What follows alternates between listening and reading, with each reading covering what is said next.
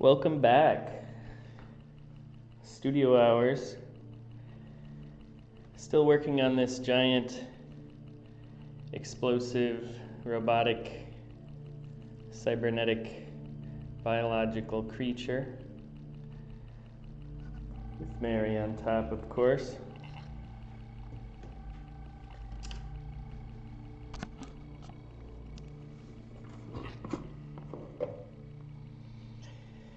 Start off the same place I always do, with a little bit of black and red.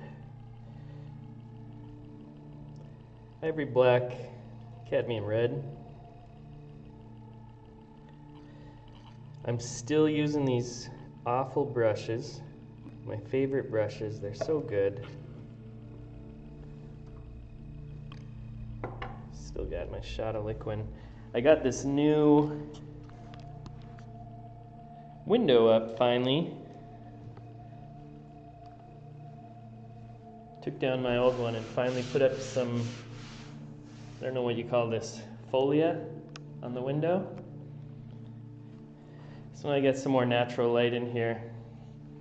We'll see how it affects. Before I just had to cover it up because there's so many people looking at me from the street. I previously had a storefront studio in the same neighborhood even, but that was more like in a basement, and it wasn't on a busy street, and I'm on a pretty busy street here. And so people love looking in. I mean, it could be a fun project. I actually saw there was some during some art fair. They actually did this thing where they rented a storefront and people could just watch the dude paint in this, I can't remember his name, in this storefront to kind of publicize his work. You know, watching people paint, that's what you're doing, I guess, watching people paint. There's a lot of different reasons why people watch people paint. Bob Ross, you know, is a really good one because you could paint along with Bob Ross. That was kind of the point. So you'd both start with the same goal in mind. And you kind of talk to the people watching as if they were just painting along with him. And that's one way of watching people paint, to kind of learn. But of course with Bob Ross as well, there's that element of just his voice. I mean, the guy had a pet squirrel. Come on.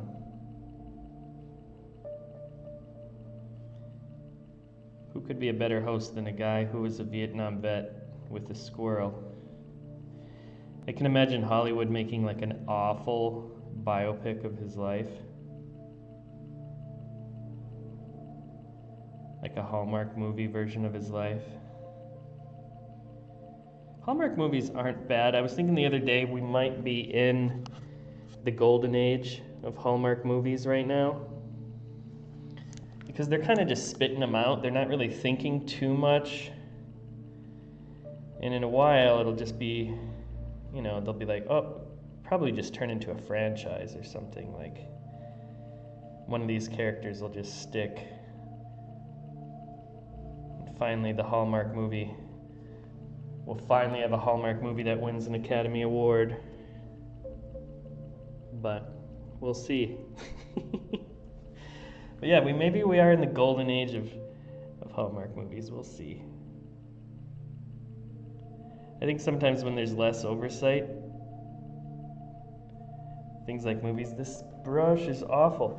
Things like movies sometimes do better with less oversight, like I've said on other occasions. I've got these little mini brushes. I'm just going to have to start using those.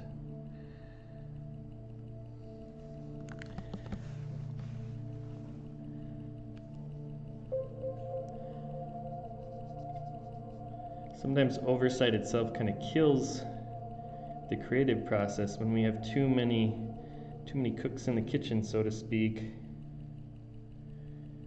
kind of writing, instead of like writing one story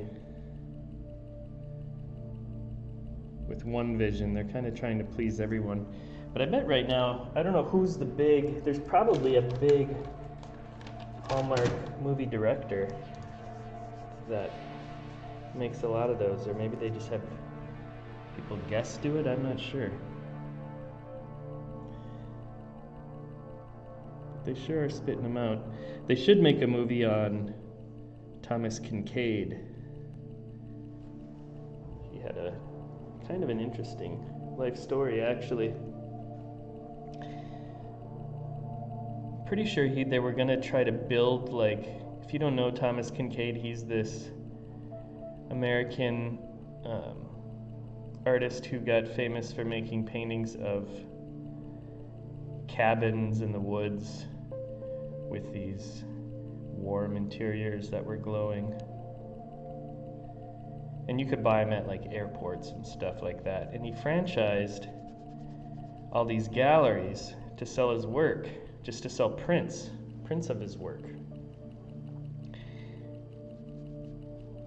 And so, you know, a print, like a Thomas Kincaid print, you know, 30 years ago could cost $1,000. And he would put, you know, like a couple touches on it at the last minute. And he had this whole thing about, he was a devout Christian as well. And there was some aspect of spirituality to his work as well. And I think I heard that he even put,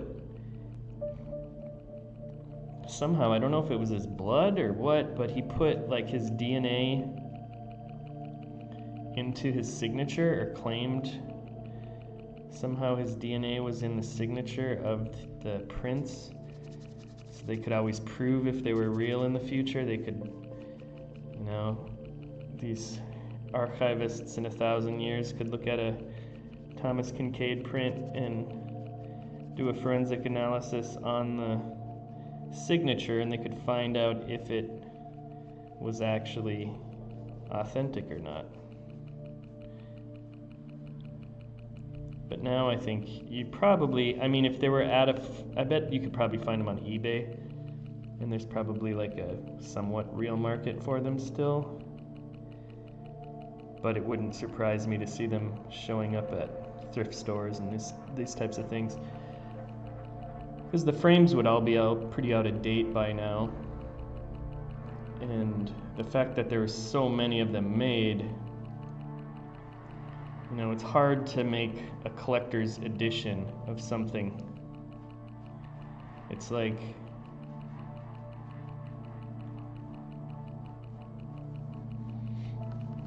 whenever you see collector's edition, you should be wary if it's actually worth anything. Because there's usually a lot made of that, and they're trying to make something collectible, which might not necessarily be collectible.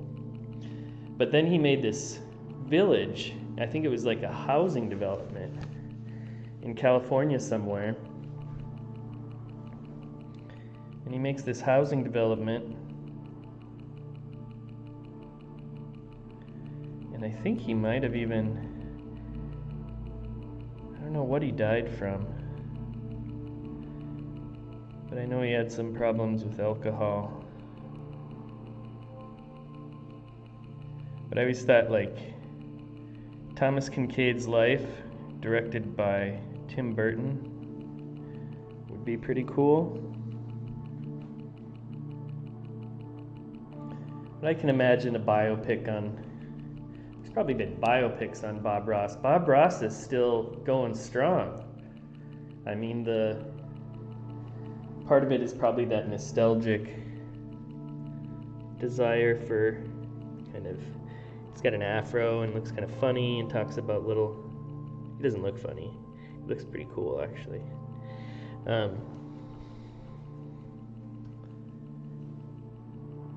But he never went away.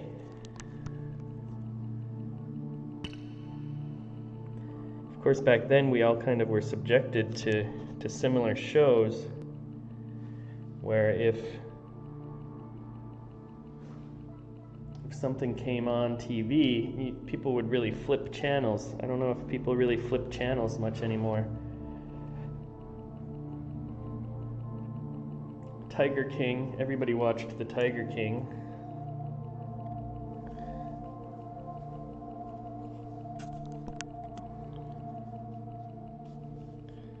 That was kind of universal, came out right at the right time.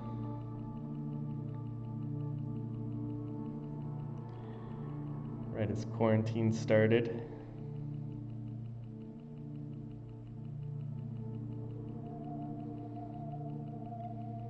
Those were the good old days, the beginning, when everybody watched Tiger King. Then that spilled into real life too. Tiger King was trying to get a pardon from Trump. So he was donating money, or he bought a bunch of hotel rooms or something like that.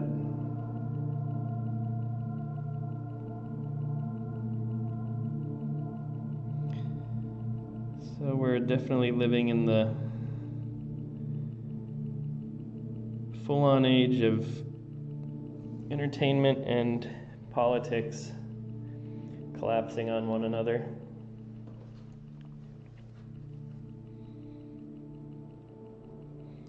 The My Pillow guy now claims he's going for a run in 2024. So we'll see what we've got in store for us. For anybody who doesn't know My Pillow in Europe, I noticed, I was surprised, I don't know why, maybe I shouldn't be surprised. Most of my US was fourth. When I finally looked at my demographics, I never really checked them out before. And like who's watching and all this sort of stuff. And US was the fourth. And I figured, since I'm speaking in English and from the US, I always figured I'd have more people from the US, but Germany was number one. So I don't know what that says about Germany. Or me.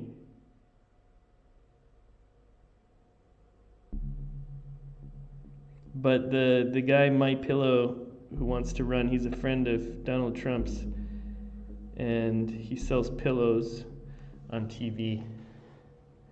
A special pillow called My Pillow. And he's now rose to the forefront as a great political mind. Idiocracy was a documentary.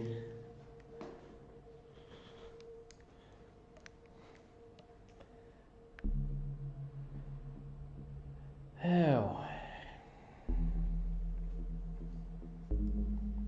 When we have to deal with this stupid coronavirus, as my daughter calls it, the stupid virus.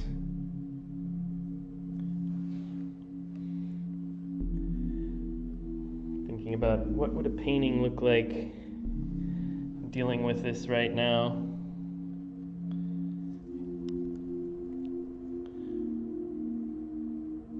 How people are morphing into something else. I can't help but think that we're changing, like they call it the Great Reset or whatever, that there's going to be these major changes as a result of the lockdown. People certainly changed quickly, didn't they? Everybody changed pretty fast. Everybody adapted. There's no choice.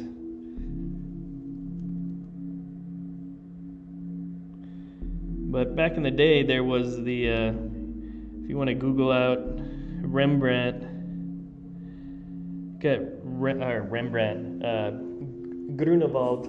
Grunewald's crucifixion piece that he did. It's part of like a triptych of these kind of, I don't know what you call them, altar pieces of some sort, basically, where, you know, there's pieces that will open up, like they're doors that open up. they're huge, you know, they're like 8 feet, and he did 3 of these for this. Oh, it was like a monastery that had set up places that would take care of people with this disease called Saint Anthony's Fire. And part of the prescription of coming to get treatment would be to look at this painting that Grunewald made, and it's a very brutal painting of Christ. That was smart.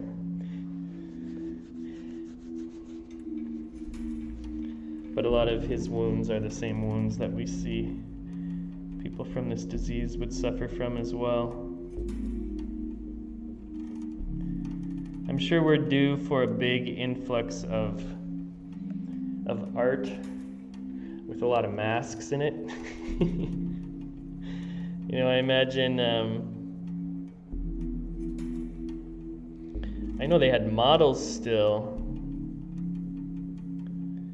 and like figure drawing classes, and the model would have to wear a mask, so there was all these students drawing the model, and all the students had masks on, and then the model also had a mask on.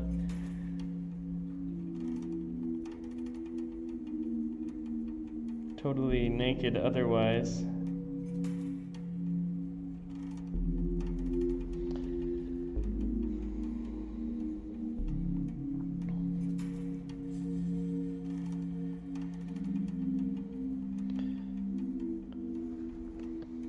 Supposedly, like, faith and religion also go up in times of pandemics.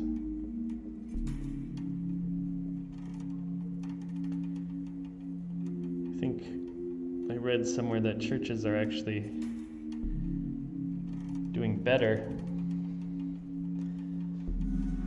More people giving money.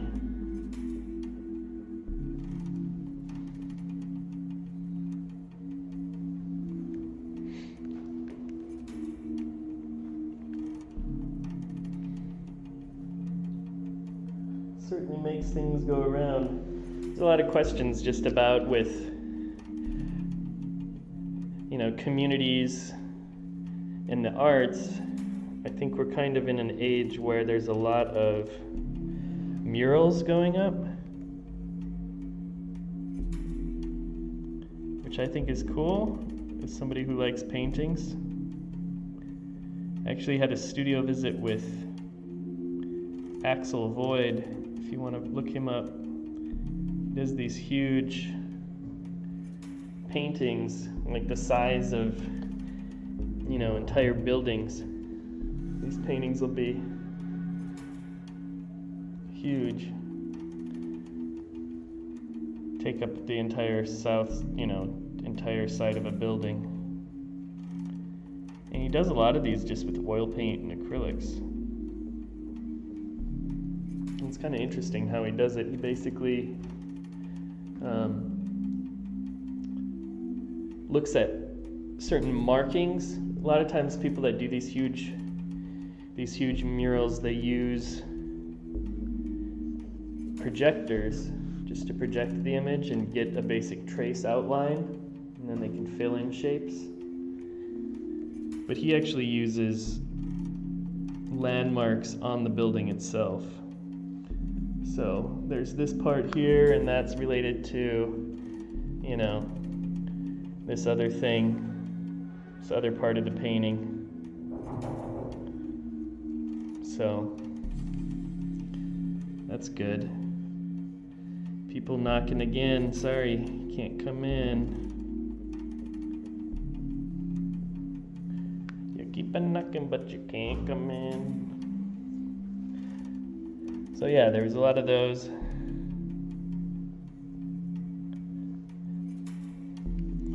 But with these big murals, you have to imagine what is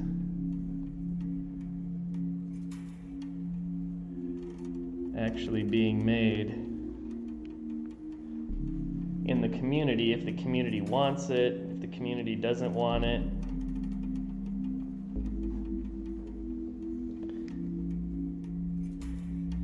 tough. I mean, coming in as an artist, do you decide to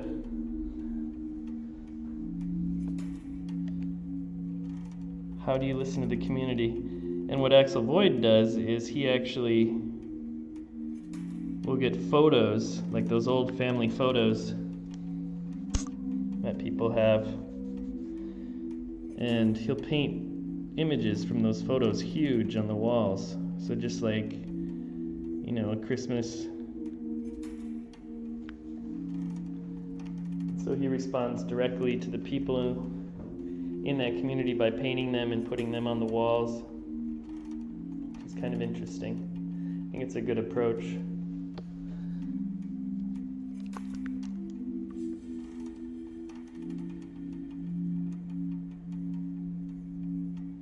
Separating these lines out a little bit more. Yeah, you have to use a forklift, and they're not called a forklift. I don't know what they're called. Those, they're kind of like dollies that move. You know, those big platforms that move up and down. And basically you get those and you're moving them back and forth in order to create this big mural. Was it Steve Jobs who said the world is made by people just as smart as you? I mean, everything has a system. When you see it at first, it might seem impossible to paint something so big, but when you break it down into parts, you get help. You do it dozens and dozens of times. Yeah. People get used to it.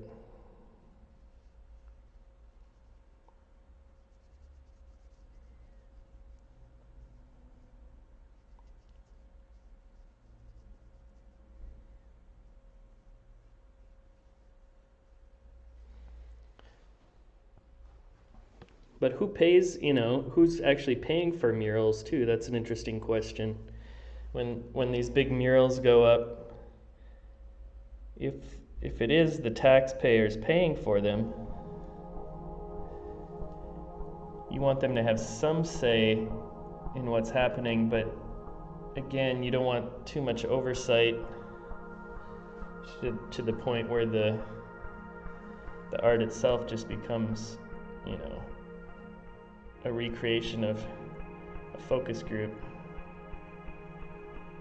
Art by committee is rarely good. That's why artists make the cool things, and then corporations come and begin to use them.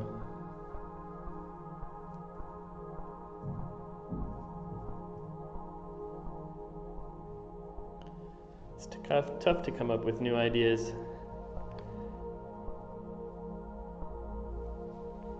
Giant robots. Speaking of robots, that's a Czech word, actually. The word robot. And robot, it's from a play by Karel Čapek. And he wrote this play called Rozum's Universal Robots. Rozumové univerzální roboty in Czech. And essentially,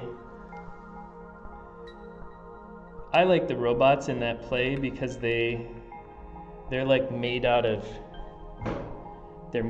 like some sort of substance that's like protoplasm, right? It's not made out of what we usually associate robots with is some sort of metallic covering, like an iRobot or whatever, or Ex Machina, where the robot is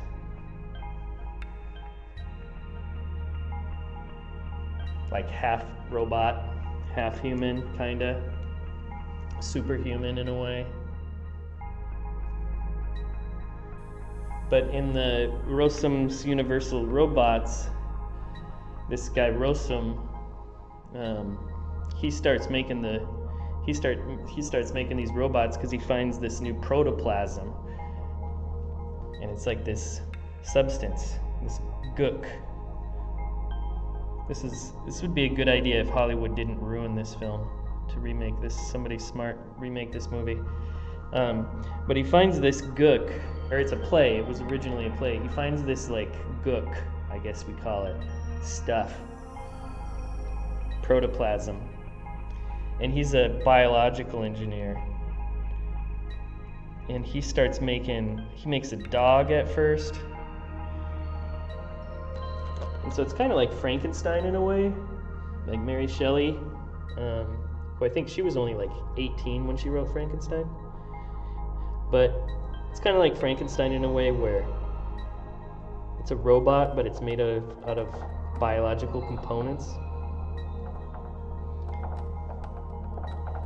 And he's making all these different robots because he wants to basically prove. This is written in around 1920, so just about 100 years ago. He wants to prove that God doesn't exist, and that humans can make robots, or humans can make life. And he's making all these robots. At the beginning of the play, he gets visited by Helena.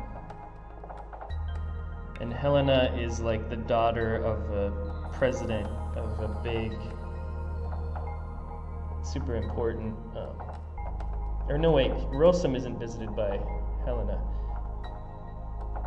Helena visits the factory where the robots are made, and she meets the manager of the factory, this guy Domin. And they start talking. Domin's like telling her, this is what happened with Mr. Rosem, who started making these different robots out of these biological robots. And essentially, after he makes a dog, and he's making all these different mutants, all these different creatures out of this protoplasmic biological substance that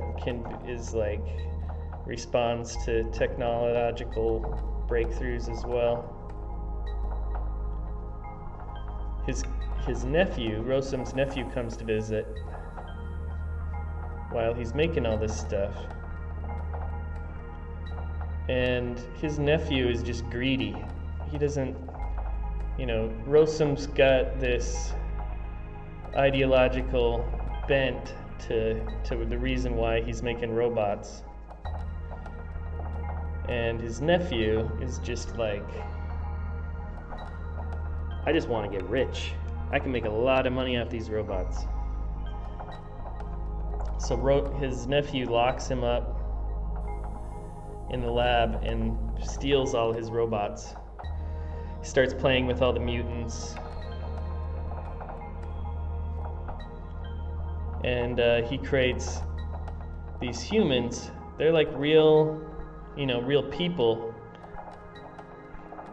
So they'll meet like a new secretary, for instance, and the secretary will just be like, "Hello, how are you?" So it's kind of like Stepford Wives in a way, or something like that. But they're just like normal humans. And they totally take over all of society, as one can imagine they would. And they take over all aspects of society and completely change it. People don't have to work anymore because robots do all the work. And people stop having kids because there's so many robots to do everything. They just start leading this like somewhat just lazy, advanced lifestyle. And the world is totally dependent upon them. But then Helena is like, well, these robots have feelings. So she becomes part, because she's, tied up, her dad's like the president. And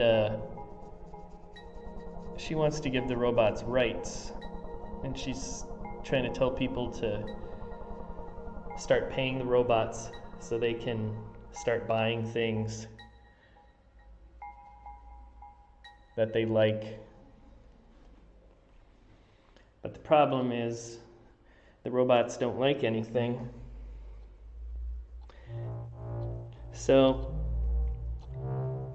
even though Helena's got like a good altruistic intention, doesn't change the fact that the robots simply don't care, really.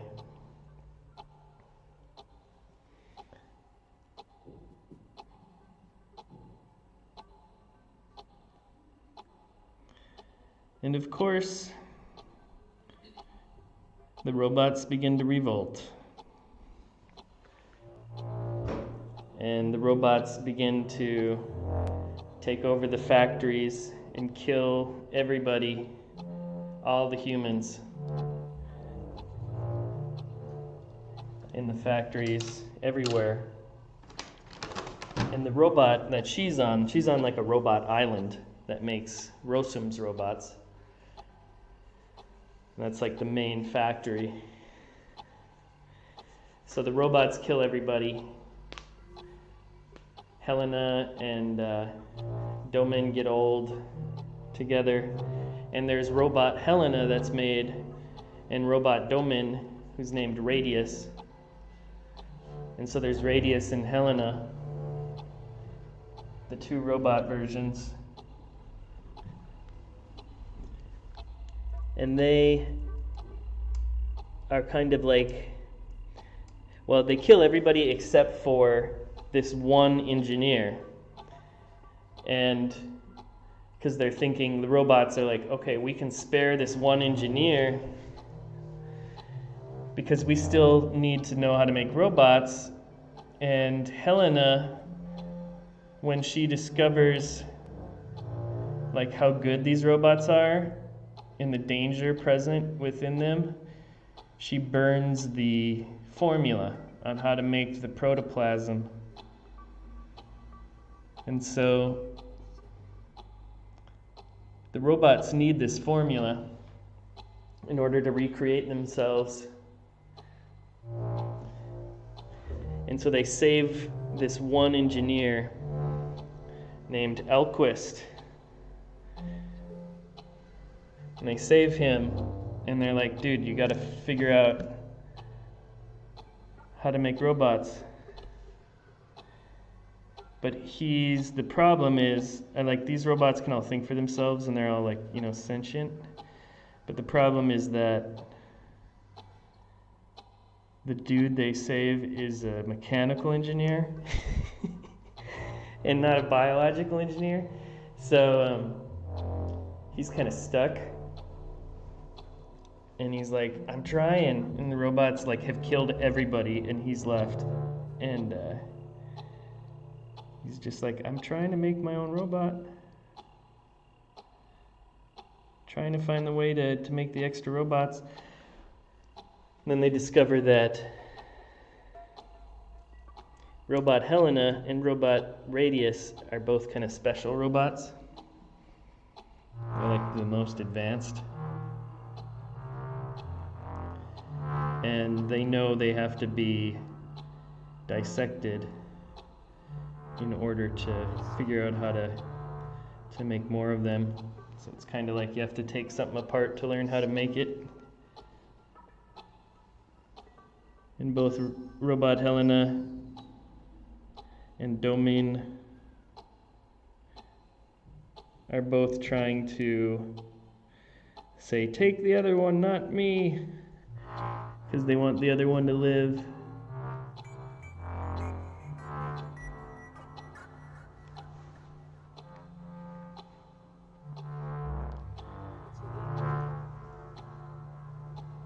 The robots are searching for other humans after they killed all of them.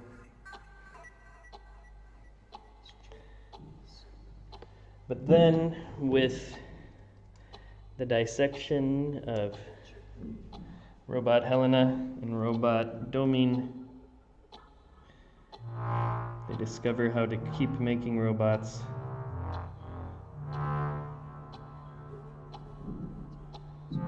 And the cycle continues. It's kind of like the Planet of the Apes, where the robots take over, then we're kind of to assume that it's like an endless cycle of robots and humans needing each other. Maybe that's too much of a downer for a Hollywood movie. Maybe they couldn't do it because it'd just be too depressing.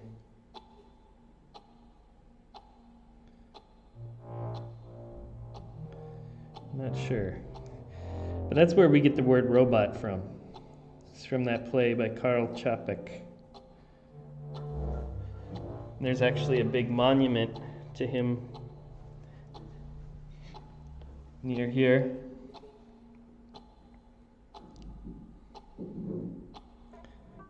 It's just a big block. It's like a big rock with these holes cut out of it. Huge, long holes cut out of it. That says Karel Čapek. It's at Náměstí Míru in Prague. If you're ever in Prague and want to see it.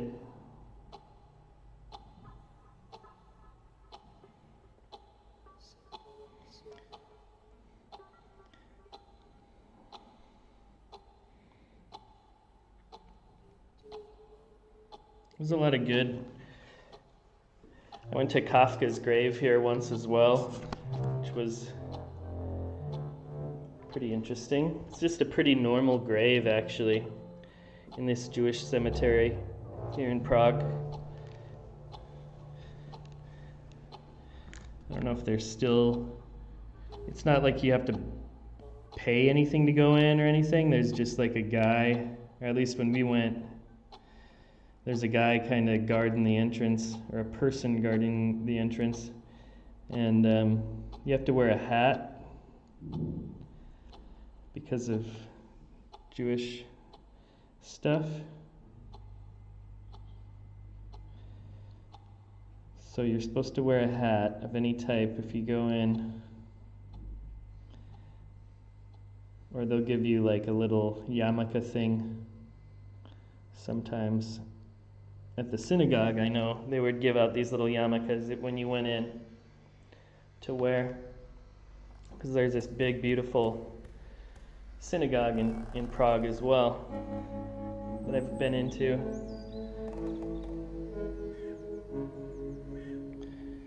But Kafka's grave is really, it's just a really simple grave, and there's some rocks that are stacked up on it. It's in between a couple others. Because there's some magnificent tombs and graves in Prague as well. You can imagine for,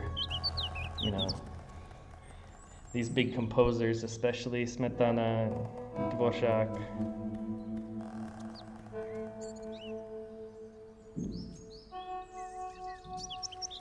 And those have like big sculptures on them, and they're really ornate. But Kafka's is just pretty simple. Just a really simple grave.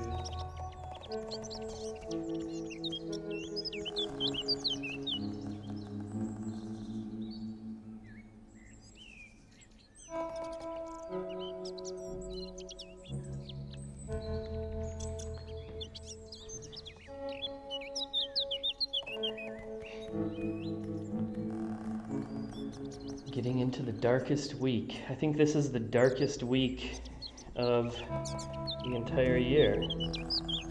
Right now, a week before the 21st. What are we? The 15th. Yeah, so we're one day into the darkest week. In a week, it will begin to get lighter. Things will be brighter. Vaccine's on its way. Thankfully.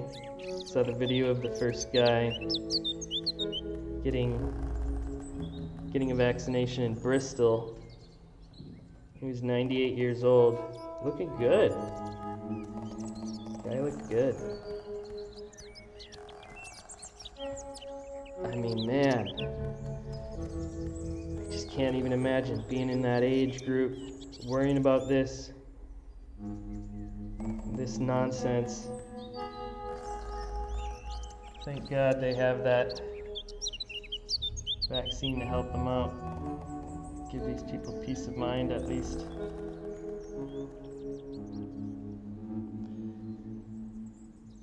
But I think he was the first person vaccinated in Bristol is this 98-year-old man.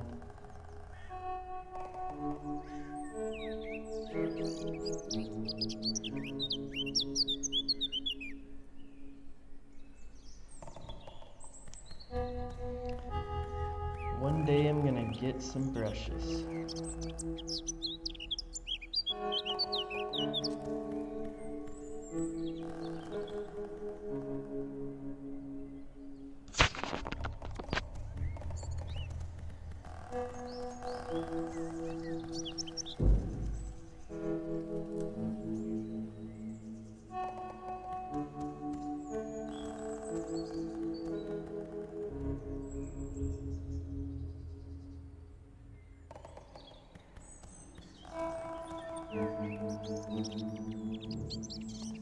Basic stuff with these. Light side, dark side. There's just too much light stuff over here.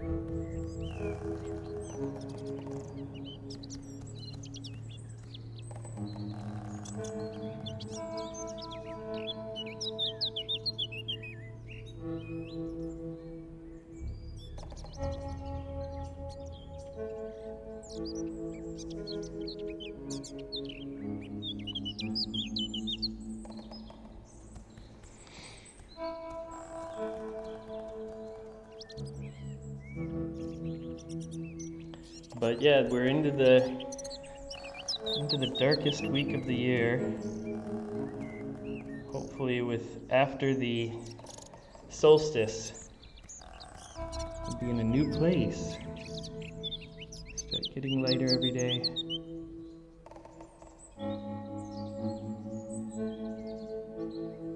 Czech Republic has a lot of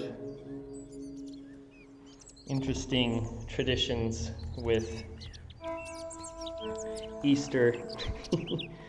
They have these willow branches they make into braids, and the men will chase women with these whips and say hody hody doprovody dejte mi vejce. I don't even know the whole thing, like watch out for water, here come give me some eggs, basically. And I mean, it's kind of obvious, it's about fertility, and the women give men these eggs that are colored, and the men, they used to come and knock on people's doors. They still do, in smaller villages and stuff. In Prague, most of the women that I know are not fans of the holiday, as you can imagine. So people don't really walk around whipping women in Prague anymore to make them fertile. But we think about, where's Easter come from? There's a reason why it's the Easter bunny and not the Easter slug. Because bunnies reproduce, and it's springtime. So it's all about fertility. Same thing. But they have another tradition here is to burn witches. And April 30th, they have these competitions between villages where different villages will burn these huge pyres, I guess you call them. They'll get all these twigs and sticks and stuff from sometimes they'll even put old furniture and stuff in there. And if they're two different villages on opposite sides of a river, for instance, they'll compete to make the biggest fire they possibly can, and they basically make this big fire of a person, construct this giant person out of wood, and then burn it. And it's usually the young people that collect the wood and construct the figure and these sort of things. Old people just get drunk. Really, that is the tradition. So imagine in the US if everybody got drunk, basically everybody in town got drunk, and then they had the kids build huge fires. So it's a lot of fun. You know, the kids like it. It is a lot of fun. It's pretty cool. They have some in Prague as well. And I think you like bring it out at a certain point, and what you're really doing is burning off a witch that was so powerful that she kept winter going on. So this is April, you know, it's like winter should be gone. It's the end of April. But I think there's like some myth about this witch who just made April keep getting super cold. So they burn this witch and like get rid of the last cold of the winter. Of course, you can see with Burning Man, they did that on the solstice, coming full circle back to the darkest week, I guess, aren't we? But yeah, the original Burning Man started on the winter solstice, I believe. And they went out in San Francisco onto the beach and made this big man and a dog. You can tie in Rossum's Universal Robots into this as well. And just burned it, and then it turned into this yearly thing, and people started incorporating costumes. I think there was only like 8 people at the first Burning Man. And now it's a whole organism that takes over the desert and becomes what did they say? It's like the 3rd largest city in Nevada or something like that, when Burning Man is going on. Tens of thousands of people. Hopefully we can have Burning Man. That would be awesome if we could have a summer. Just do stuff. Whatever you like doing. Going to baseball games or going to Burning Man. Certainly became apparent just how much people need each other, how much we crave contact.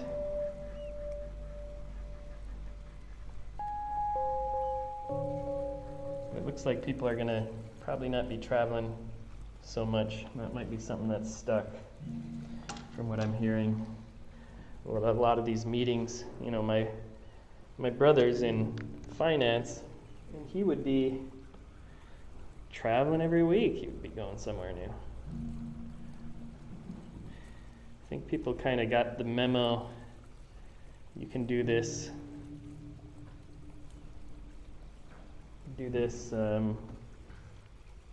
What is it, remotely? It'd be just fine.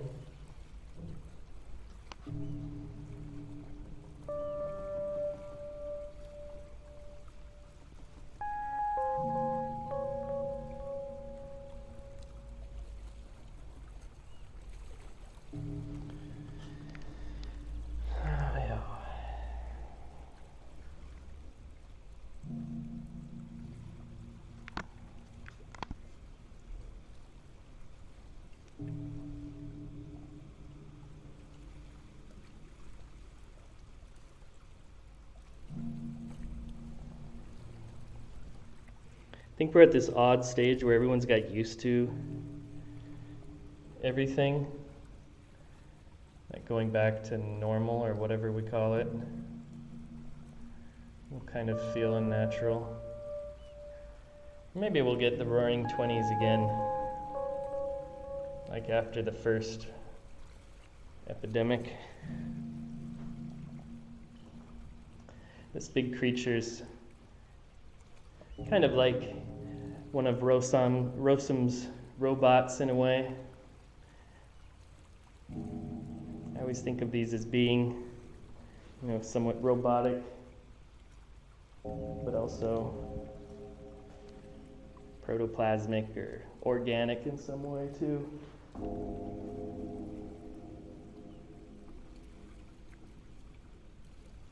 What's up, George? Hey, Jim. Good to see y'all. Paint like Gauguin. I will do a painting like Gauguin. It's on my list. I just listened to that really long documentary.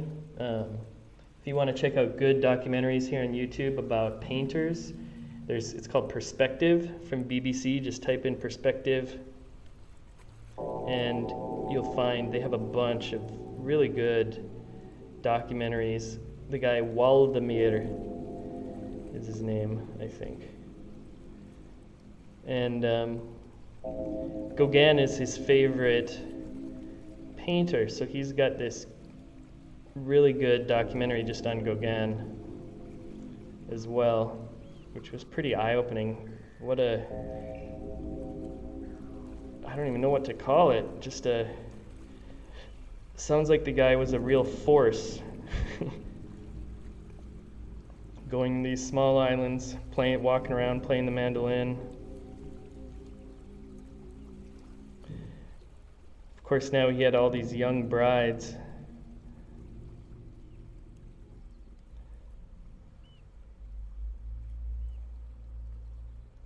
So we'll see how history treats him. But man,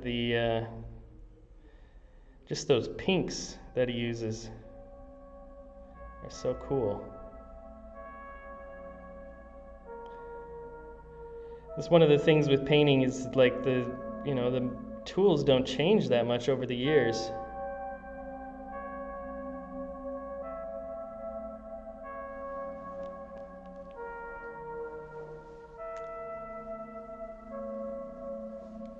John Russell, I do not know John Russell. I'm always like, every once in a while, a lot of the while, I hear about painters and people. My buddy's always telling me different names and stuff. I'm like, what? It's like, oh, you know who they are. Is John Russell American? Kind of, I feel like I can see it in my head, but let me look it up.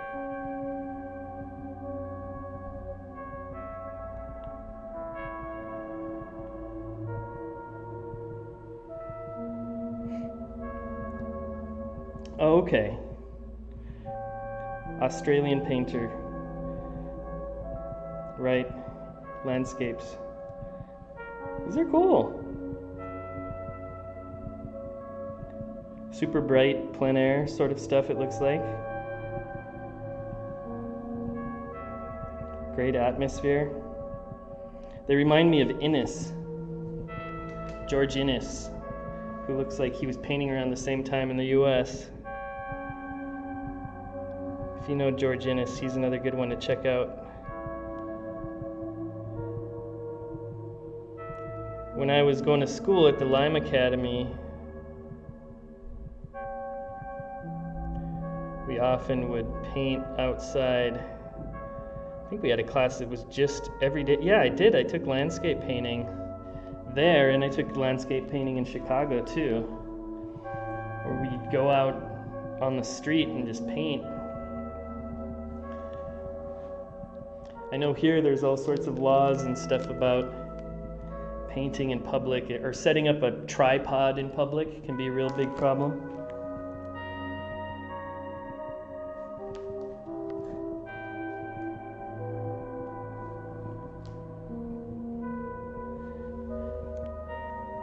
Painted with Monet. That'd be cool. I wonder what that's like.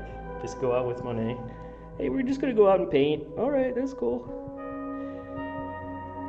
I would just be a bug, like just be a right next to Monet, I probably wouldn't enjoy my painting. I'd be like, I'll sacrifice the painting to just sit and watch Monet paint and act like I'm painting if I got to paint with Monet. I still do some plein air stuff too, actually. I made this suitcase, and with the suitcase you open up the suitcase and I put my palette inside of there, and then the back of the suitcase you can kind of use it as an easel of sorts. And so when I was living in Colorado, that was a really prime place for landscape painting. It's kind of tough. It's, you gotta carry your little chair. It's a different thing than studio painting. It's like with that guy Glenn Gould,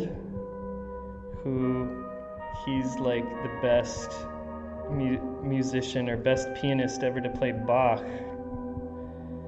And he became famous for playing Bach. But he wasn't into like giving recitals or public performances. He was like, nah, I'm just gonna play in the studio. We don't need to deal with all this stuff anymore. There's a good movie about him called like 23 or 32 short films about Glenn Gould or something like that as well.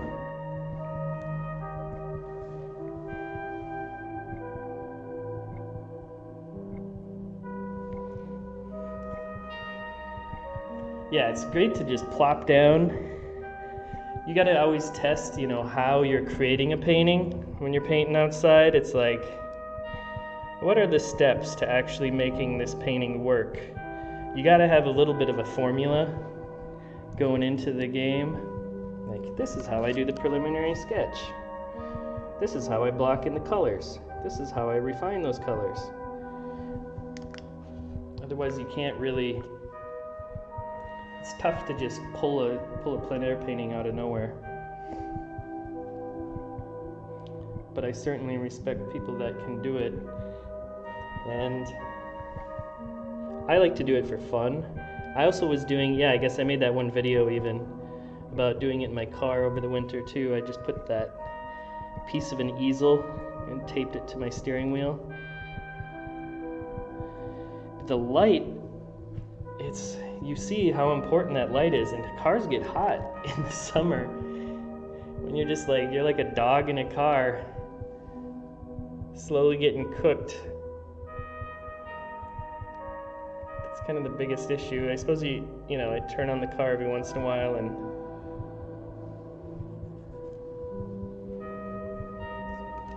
run the air conditioning, cool down, but you're kind of strapped in.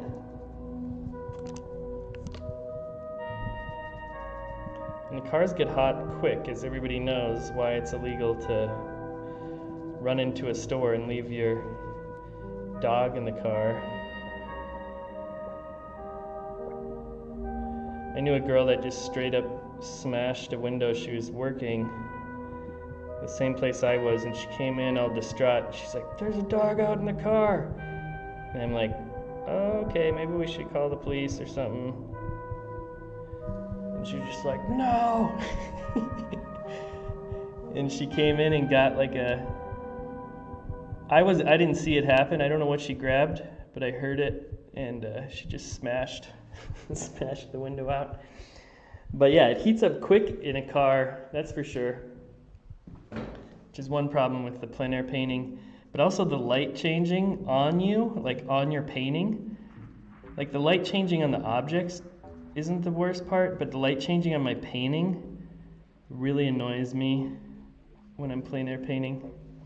There's a good guy named Johnny DeFeo, last name DeFeo, Johnny DeFeo, and he runs this artist residency called the Southwestern Artist Bullet, or SWAB residency. And it's a really cool idea where they essentially use this RV to travel the country, I think they went on the West Coast last time, and they take all these painters with them, and they go out plein air on site and do these different plein air paintings. Such a good idea.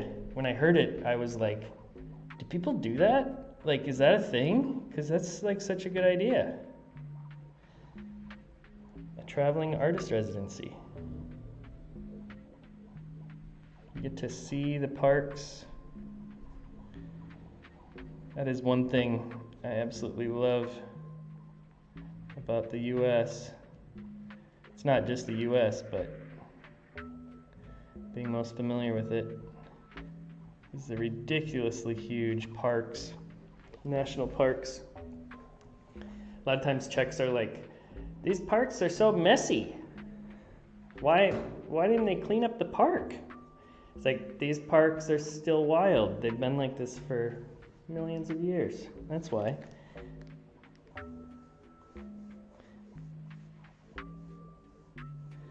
Does my perception of color change outside? Totally. Completely. My eyes are also light sensitive. That sounds like a really Boulder thing to say. Or California thing to say, maybe. My eyes are light sensitive. But my eyes actually are light sensitive. That's why I often wear those glasses. They told me I should, like 10 years ago, they told me I should wear those glasses that get darker transition lenses. And I was like, no, I don't want to be one of those dudes with the, you know, I always think of it like a Hollywood like movie producer with glasses that like turn purple or something like that. And I fought it forever. That's also why I always wear a hat when I paint. It's not just because I'm losing all my hair, but when I have light above me, I like to block it off when I'm painting. So yeah, you can paint stuff outside, and then you know you come into the studio and it's all the lighting is just completely gone. So definitely mine does change quite a bit. Making these little specks.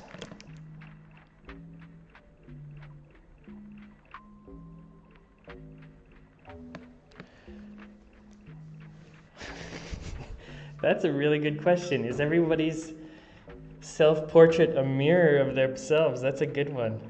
I've never heard that before. It's a good question. It makes sense they would be. I suppose you could flip it in Photoshop now.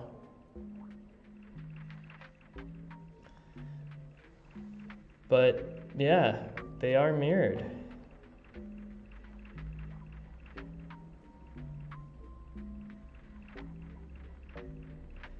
I don't know, self-portraits are one of those things that they kind of came at the right time. You know, like, I guess maybe the cave paintings are self-portraits in a way too. But for a very long time,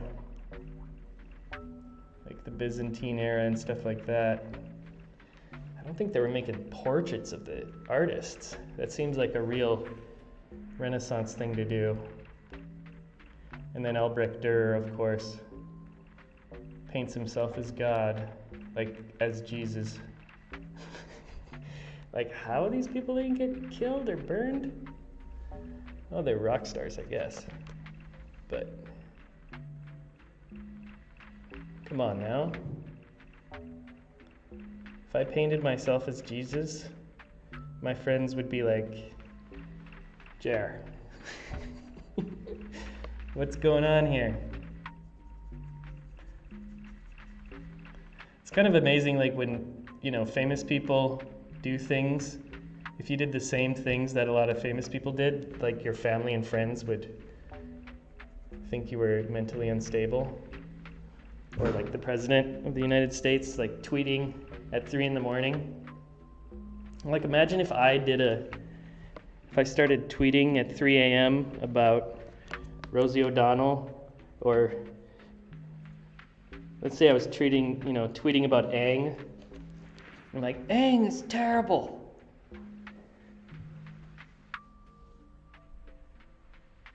My friends might be like, Jared, why were you up at 3 in the morning tweeting about why you hate Aang?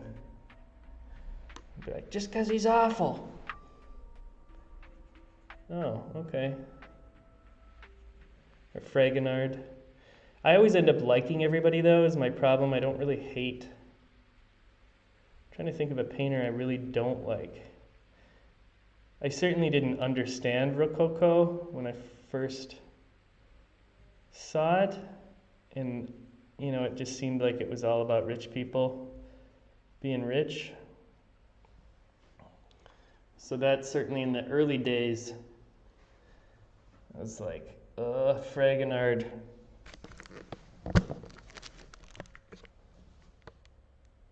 I had this art history teacher in Lyme in Connecticut named Joy Pepe, and she is or used to be the head of the Yale British Art Collection Museum. And so you can imagine she was pretty tough. And you would just go to class, and she'd have slides, and she'd just talk about different paintings. She'd lecture on different paintings for an hour, and you were to take notes on what she was talking about. And then at the end of the year, or not the end of the year, maybe in 2-3 weeks, you'd come into class, it'd be announced, tomorrow's the test or whatever. So you'd come into class, plop down, and there'd just be one slide up, one image. And you'd have to write based on that one image. So if you missed it, or you didn't take notes on that painting, good luck writing anything.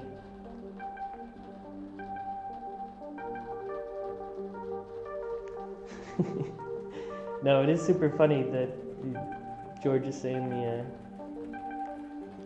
the mirrored self-portraits.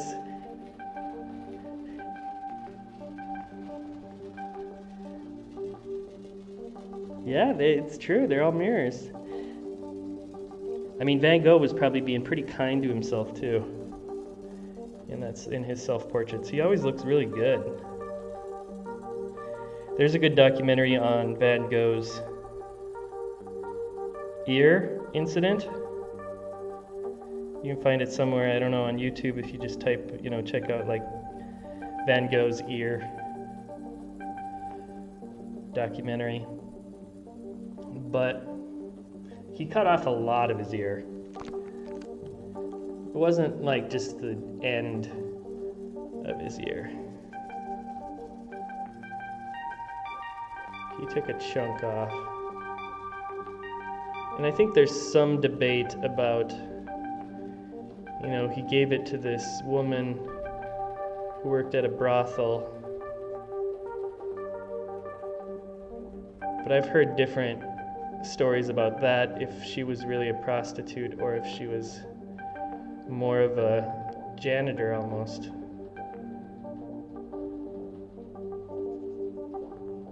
Like a person that takes care of the house, cleans up. I think she was a foreigner as well.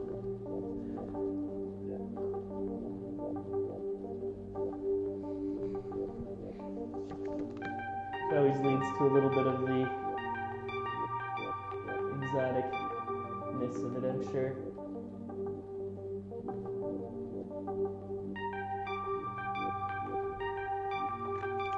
Yeah, Waldemar and BBC's Perspectives.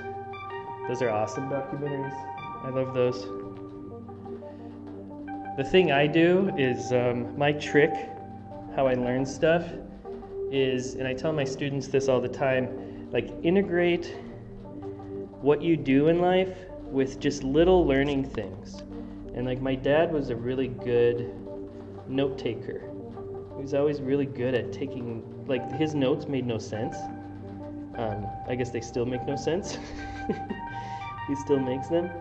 He's a pretty interesting character. Like right now, he's 76 and he was forced into retirement, which he wasn't happy about. He wanted to keep teaching. He taught at a Native American tribal college for, I don't know, 30 some years.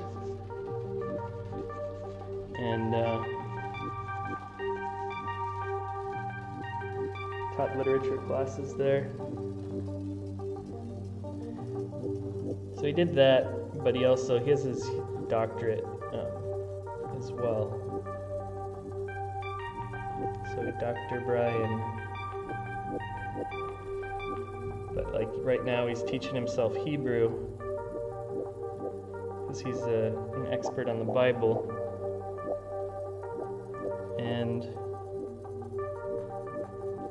he always takes they're notes that they don't really make, like if somebody else was reading them, they wouldn't make sense, but they're just basic ideas of stuff.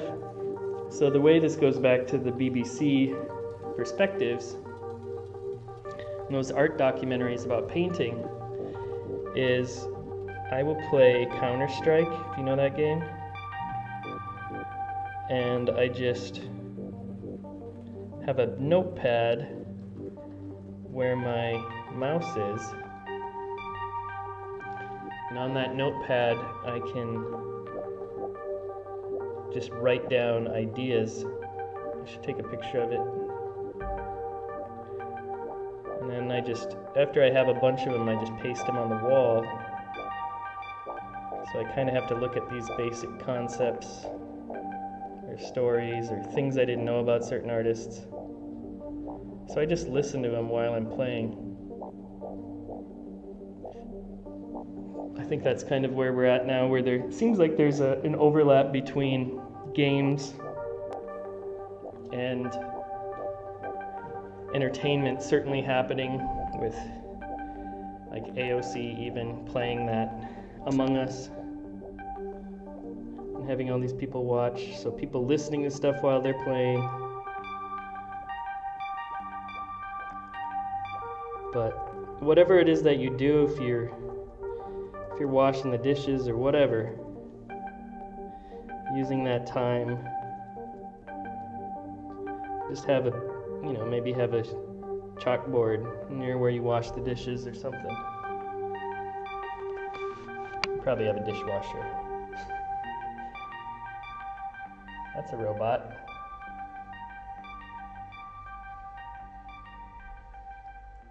But use your time somehow to make stuff. Just learn about what it is that you're passionate about.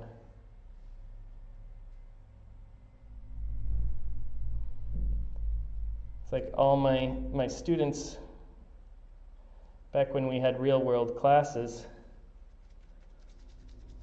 they'd always talk about what they were watching on Netflix. I don't care if people talk in my class.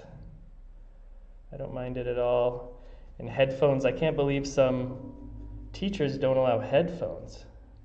That just seems totally ridiculous to me in art classes.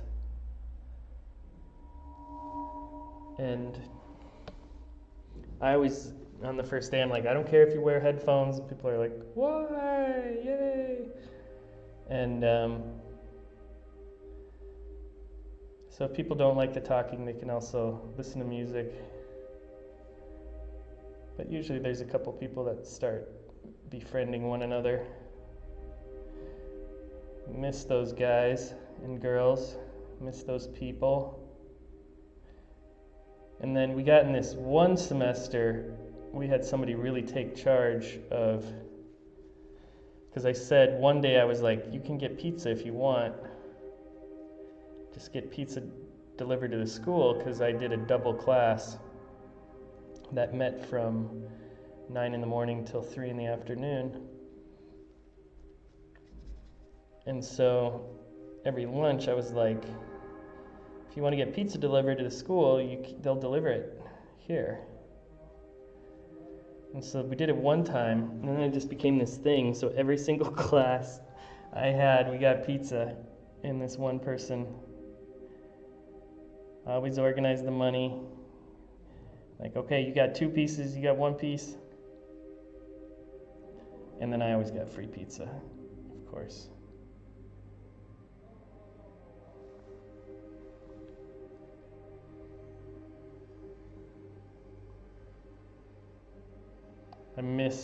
I already kind of miss one thing, and this is going to sound crazy to any Europeans out there. But the food I missed the most about in the US was pizza. And such good pizza.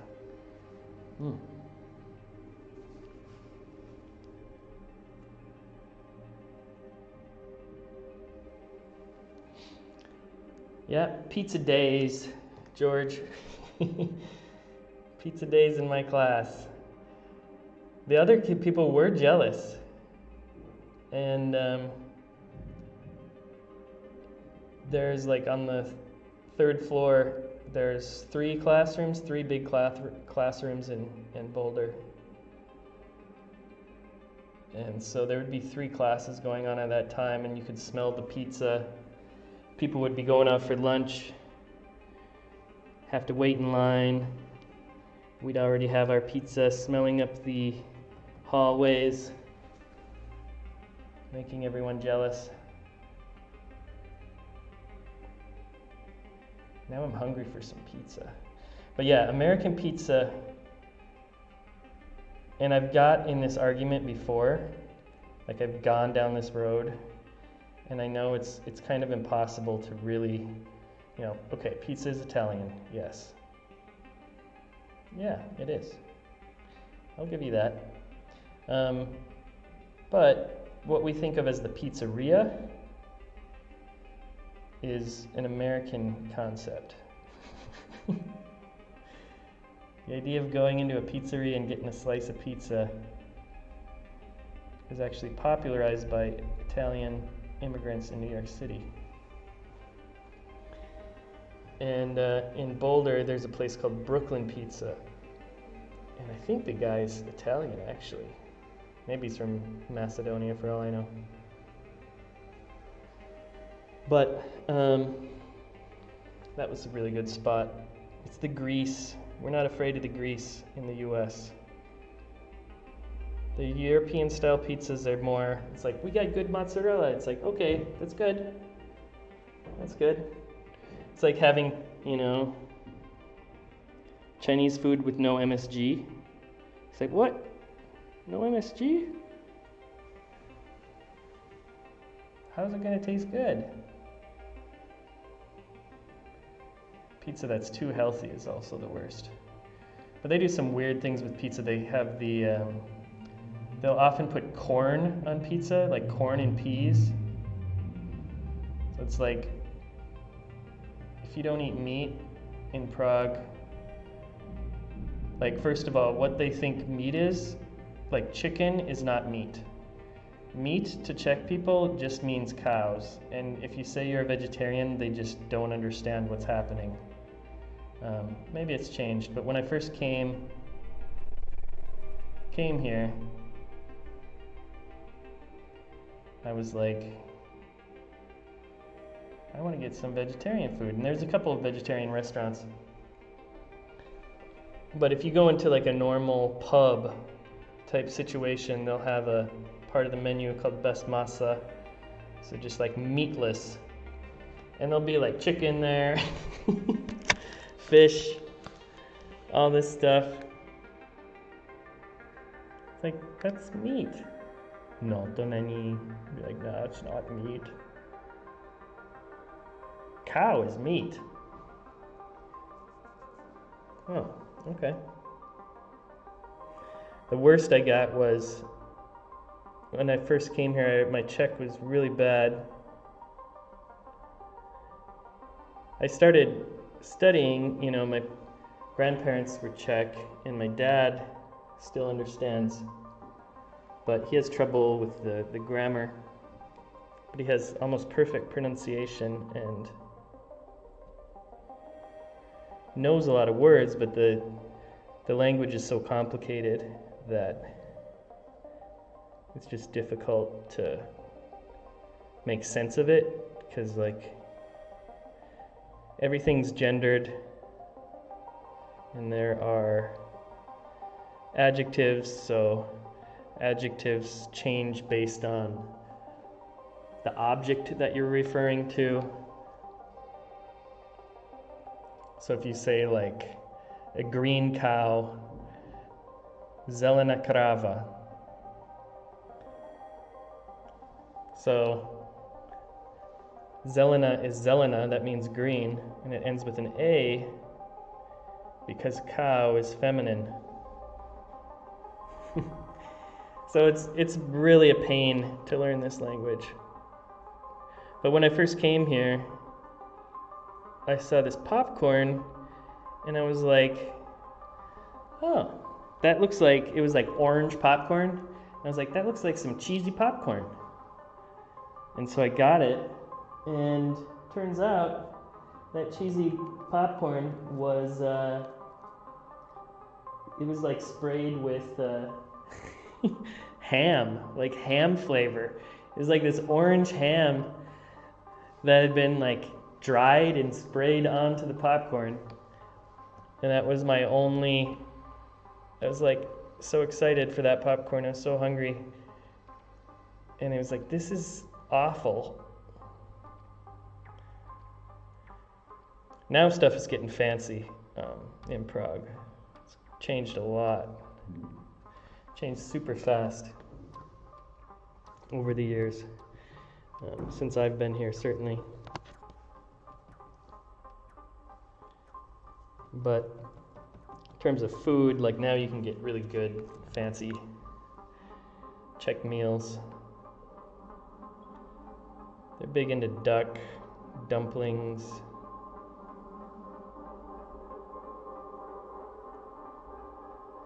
Smažený sír is a favorite dish. That's just fried cheese. But they bread a piece of cheese. Basically all the food, I heard once, I don't know where I heard this, but I heard once that all the Czech food is basically made with the intent of drinking beer.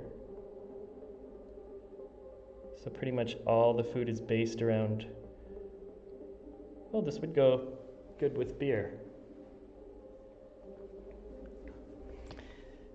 But yeah, a lot of meat. Svíčková is like steak with kind of like a berry sauce, and super good. People love it.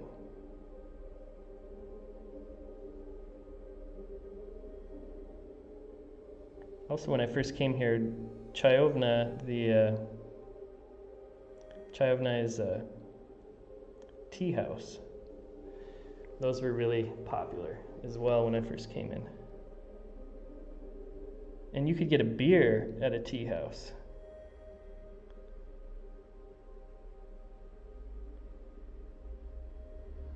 But everybody was kind of hanging out at tea houses. And there's still a pretty famous one, I think it's called Amazing Čajovna, like amazing, but also amaze, like, because the first space they had was this space that was just totally like a maze in Prague with all these little rooms.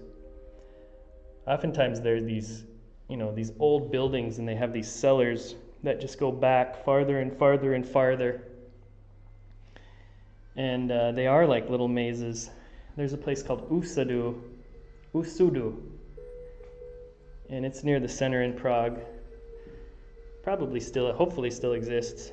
And you go on the top floor, and there's just like a small bar with some old dudes looking like they're owning the bar, It's just a small door right by the main door is this little door. Or right by the main door is this bar, and you can see the people, and it just looks like a normal bar, and you go down. There's one staircase.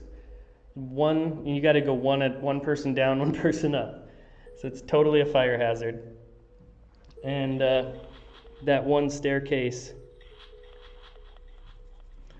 leads to this labyrinth of all these different little rooms. Just, I don't know, probably 12 or 13 different rooms underground.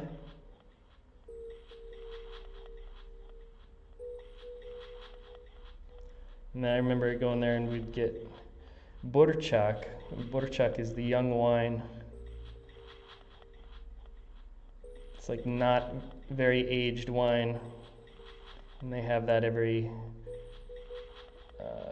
fall, every autumn. There'll be Borchak for sale, which is this young wine. And I never liked it. I think it tastes like sour, like old apple juice, which I haven't really tasted. I feel like that used to be a taste that I was like used to growing up.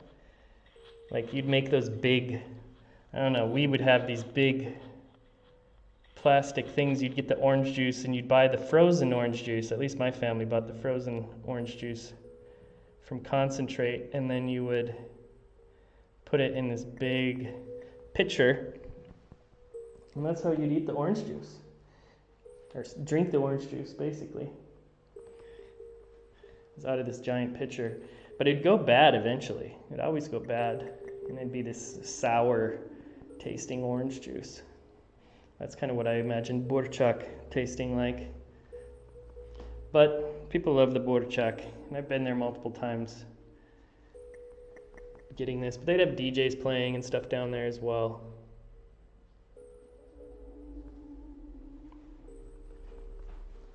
We get to see how long we've been in. We're going 90 minutes. That's good. If you got any questions, feel free to ask. Ask me anything.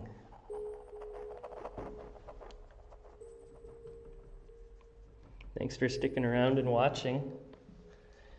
It's the studio hour days. I'm just painting. Paint stream on my brain stream. If they have those morning pages. Live streams are kind of like morning pages. They're just like a dump of your brain. But it is interesting in watching other live streamers that do solo streams, usually of video games and stuff. Video games, there's so much happening, you know what I mean? I imagine it's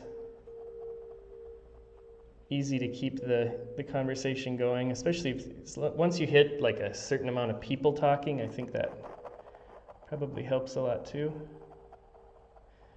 Like there was this one article I read that popped up on like Tech Dirt or something like that. It was that the average person on Twitch will broadcast for months to nobody. So just months and months of broadcasting to nobody at all. But there's certainly a skill in it.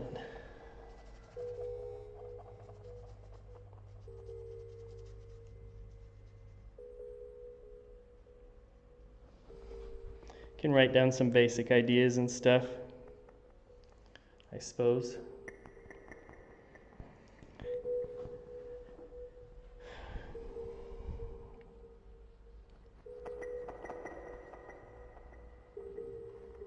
But we all have these devices. I was thinking the other day, I was wondering how much longer are we really going to be using mice? Like not the animal, but like a computer mouse. How much longer are we going to be doing that? And also thinking like we kind of take mice for granted in a way. I mean, not that they're like this awesome creature that we need to protect. The real mice we should, but you know, I don't know how many of you remember the first time you used a computer mouse. I actually do remember.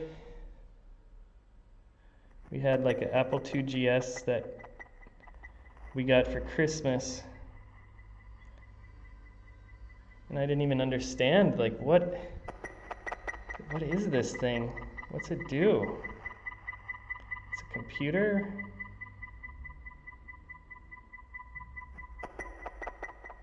So I don't think we had mice. I had one of those little computers, like a Texas Instrument block thing that you could actually hook up to a TV. And we didn't even have like a coaxial in on our TVs. We just had, all of our TVs were always broken. It held together like the whole deal with the, the clothes hanger as an antenna, this sort of thing.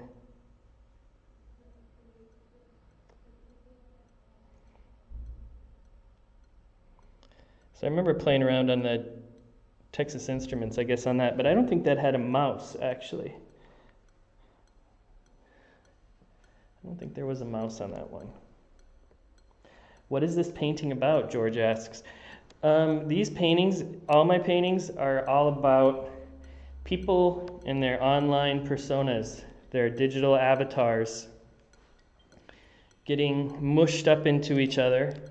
And earlier I was talking about robots and Rossum's Universal Robots, the play by Karl Čapek. And that play often, it starts out with making robots out of like a protoplasmic kind of substance. So these paintings are also kind of exploding with protoplasm, but there's this sort of elements of pixels, about what we would think of as pixels. So just about those two worlds, our perception of the world in reality, our bodies, flesh, organs, blood, brain, and how that intersects with these digital avatars, kind of like you're seeing right now. So are the videos part of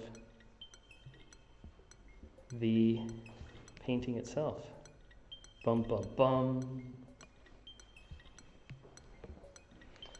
But there's that component to it where I am live streaming this, and I think that the way people make stuff is important to figure out in how paintings are created. So just the act of live streaming kind of puts the painting itself in a different place too. But basically, simple version, if I'm at a barbecue, somebody asks, hey, will you make paintings? What do you paint? I tell them I paint cyborgs, even though these don't look totally like cyborgs. But, yeah. They're biological robots that are in between reality and virtual reality. And then there's this guy. I don't know. That thing just came out of nowhere. But thanks for your question, George.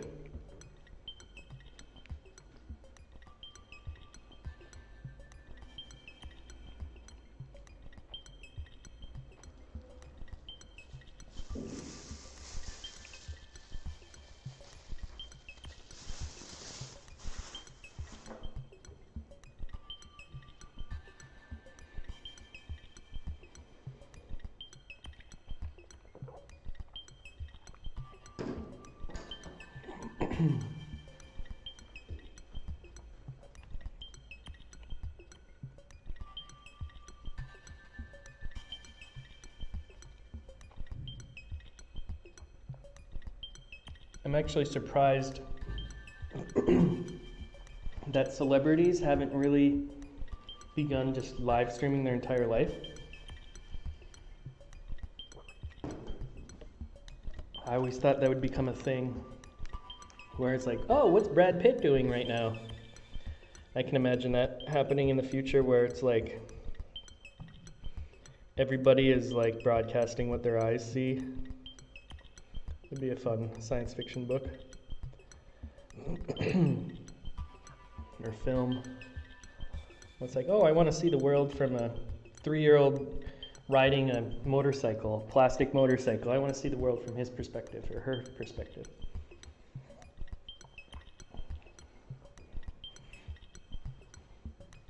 Angelina Jolie is buying a Snickers. Wow. I could see people really wanting to watch that sort of stuff. Just be like, I always said it would be called live streaming. I wanted to do it with a friend of mine, Bethany, who's a musician, artist and musician. She lives in Minnesota now. She does this thing called My Ocean, where it takes people on this journey through where she grew up, which was, she was born in South Korea, but raised in a house on the highway, and the house had a gas station in front of it. And so, certainly an interesting background. But she was head of the school of Prague College here in Prague. She was the head of the art school here for a while. Or wait, head of fine art or interactive media, one of the programs. There's a lot of different titles. I'm never sure. But anyway, she worked there, we worked together, and we were good friends. And she agreed. We even figured out how much we would need, about $2,000 back then, to broadcast her life for a month. Everything. Sleeping, eating, everything. And, you know, stream it to like a site. And I wanted to call it life streaming, so it'd be like your whole life would be streamed. So it's like Truman Show, but somebody knows they're doing it and doing it voluntarily.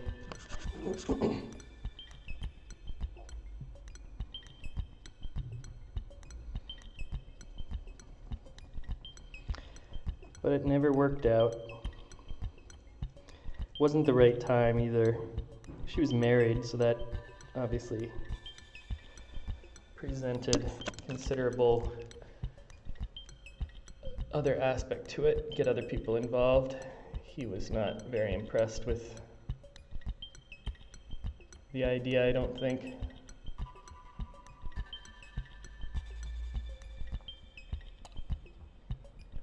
I think that right in the early days, maybe there was like a, I think Jenny Cam.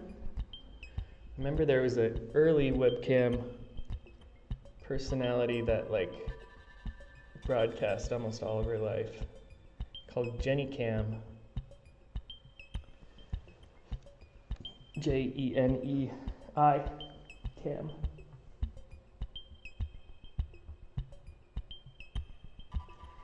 The genre of music, this is ambient music, and my friend Ryan Cole made all these tracks one summer.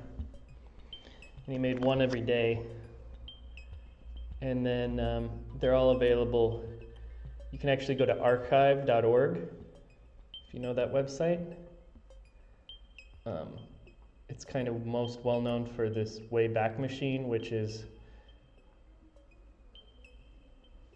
like a service, I guess you could call it. You can look at any website, like, you know, years and years ago.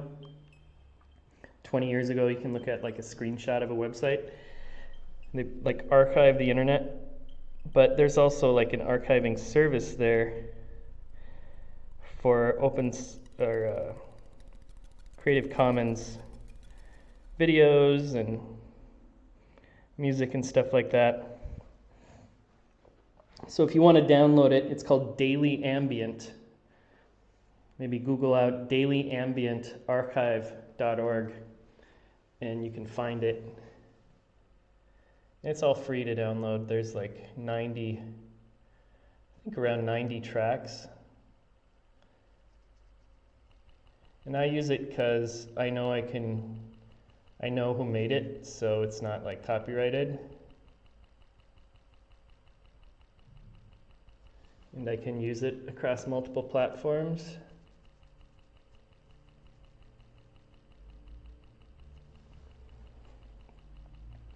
Yeah, he just uses synths, and then he'll use, what is it, found sounds? What do they call it? Field recordings. He uses field recordings as well, so taking recordings of himself out and about.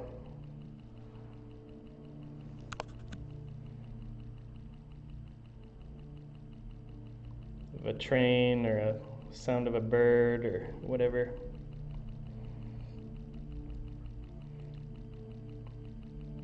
I actually used to make music. Nobody ever took my music seriously, and maybe they shouldn't have.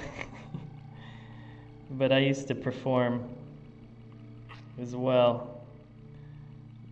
It was this really odd, thank God it was before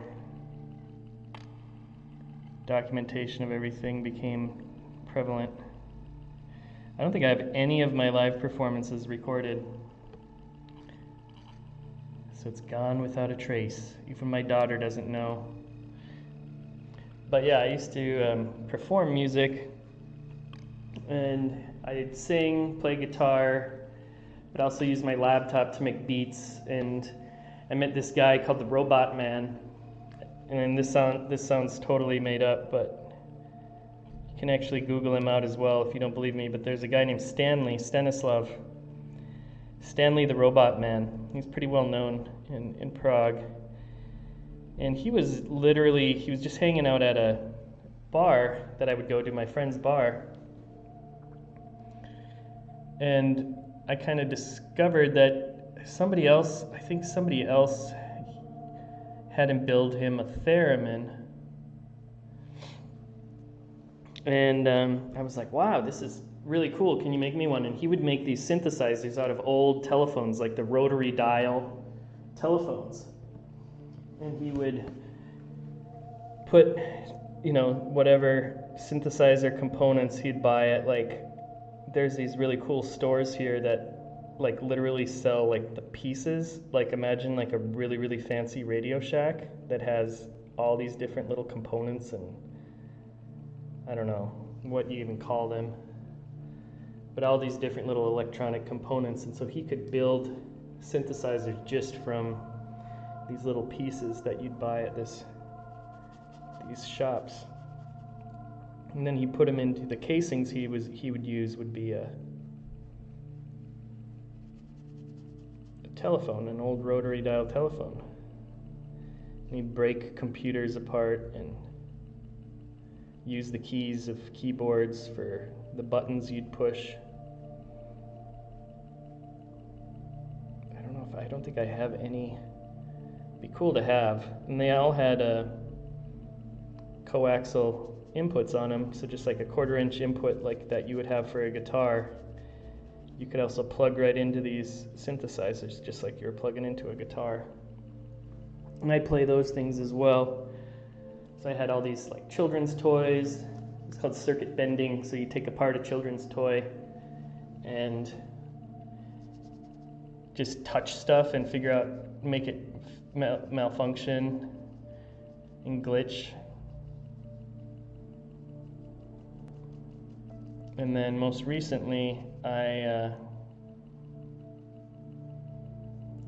think I talked about this the other day, but I was in Colorado, and the PhD program there brought John Satram, who like actively cooks popcorn. He actively destroys his computer while he's giving these presentations. So he's like, I don't know what you call it, making a glitch from a software perspective. He's making the programs that he's using stop working correctly as an aesthetic. But he's really well known for it, like as this glitch artist. And so when he came to Boulder, I made popcorn. I just popped popcorn, and I duct taped a camera to a bowl of popcorn and passed it around the room. So that's the kind of music I made. In high school, we were in a band together, and we would play coffee houses and stuff. My dad was the program director for the local coffee house.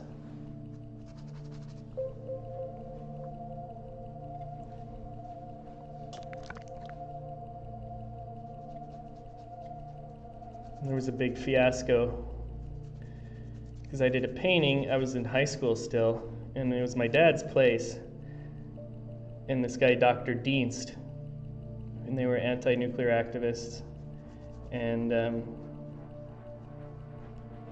there's a lot of nuclear weapons in North Dakota. I think we had the highest concentration, one of the highest concentrations of nuclear weapons. We still had the fallout shelters, you know, those signs where it'd say like fallout shelter. Those were all over there.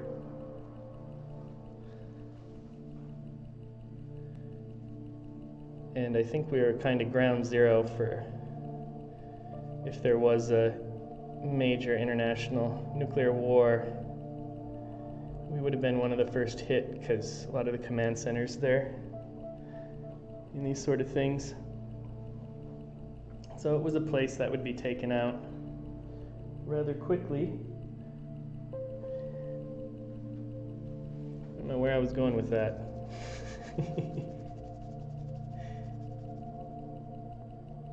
Oh yeah, the coffee house. And so they started this as an activist meeting space.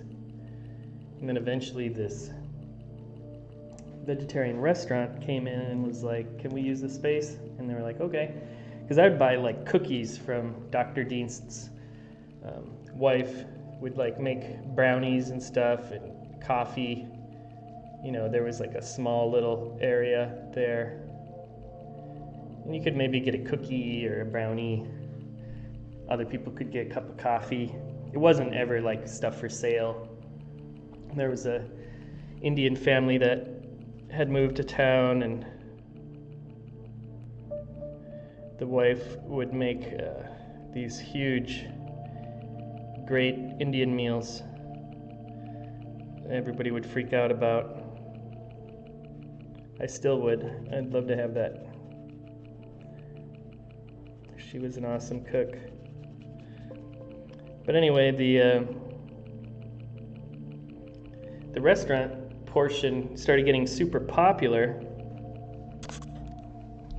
and it started turning into this cafe, and everyone even started knowing it as the Green Earth Cafe instead of One World Coffee House, which it started out as.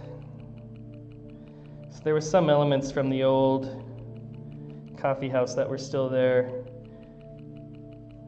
when they were more these activists, old hippies. And then all of a sudden it was like they have to deal with the public at large. And I had an art show up there, and somebody complained. I did a painting of my girlfriend naked. It was just a nude painting, and somebody complained and said like, that's terrible, I can't eat, or something, I don't know. And they took down the painting, and there was like this big deal, like you can't take down paintings. My dad was the program director, so he was enraged and started screaming during this meeting, threw a chair, and I just walked out with him, and that was the end of it. Painting stayed up. One way to do it. But it's like, dude, you go to any museum, you're gonna see some nudity. And you know, these things happen all the time, I suppose, with businesses and trying to please everybody, but you also have to kind of stand for something if you're a business. Like, I think that's part of the whole idea of everyone always talking about PC culture and this sort of stuff. And I think one aspect a lot of people forget about is a lot of companies just don't want any problems at all. They don't want their brand associated with stuff that are going to cause them any problems. They have brand managers working around the clock. They have people at HR trying to make sure everyone doesn't get sued. You know, there's other reasons why they're super careful about the language they use and how they manage their brand, besides just this kind of blanket idea that, oh, they're trying to be PC or something like that. I think a lot of times it just has to do with money. They want to offend nobody, so they stay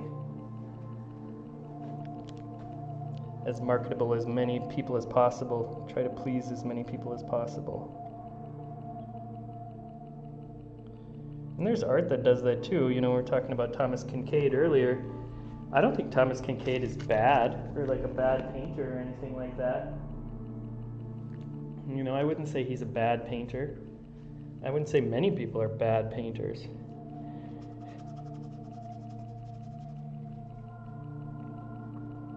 I don't know, what's a bad painting? I hate Kaws. If you know him, Kaws, he's like a street artist who started making, just started putting Mickey Mouse eyes on advertisements. But then the very same advertisements that he's kind of subverting, he later went on to do these huge contracts with them. It's like, okay, are you really about like subverting the message of this advertisement, or are you just trying to make something look nice or look cool? But he's a big art collector, so at least he's given something back.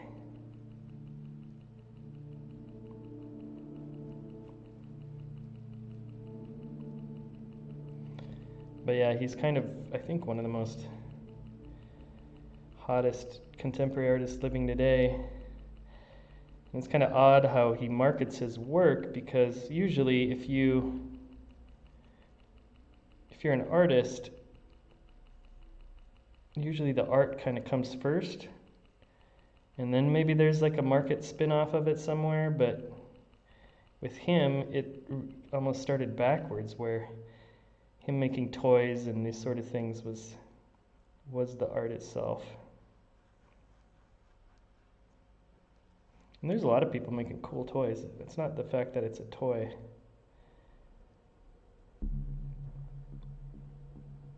I just don't, it's all that character. It's like there's a couple art pieces where, you know, it's just nothing but the exact same thing again and again, and it's like this one character.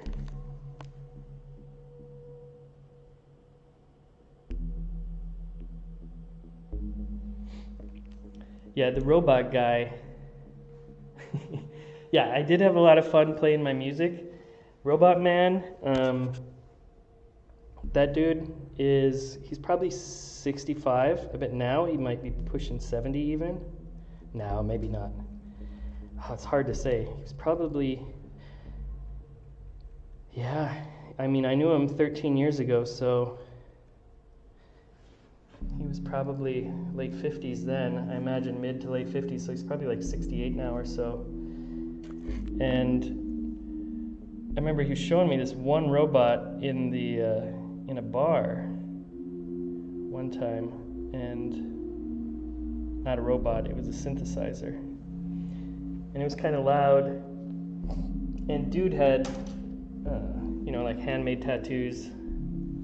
He'd been in prison, and he had fled the country under communism the hard way.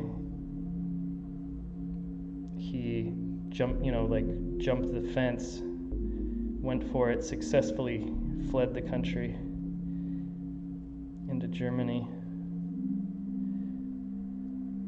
So he wasn't really somebody that, he was fun, had cool stories and stuff, but somebody was making fun of one of his synthesizers, and he was on a date with this girl, and I don't know why, he was a young kid, like in his 20s, and he was just kind of being a jerk in the bar about this guy making synthesizers, and Stanley was just like, I'm gonna punch that kid in the face. And I'm like, no, let's get a shot. So I bought him a shot, and he told the bartender the same thing. He was like, I'm gonna punch that kid in the face. And the bartender's like, don't start any trouble. And you know, he's an older gentleman, robust. He's kind of like a little bulldog, kind of shorter, but stocky. And he took the shot, walked right up to the kid and punched him in the face.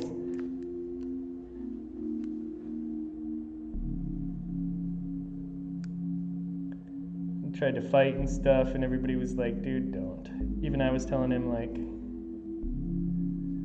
let it be, buddy.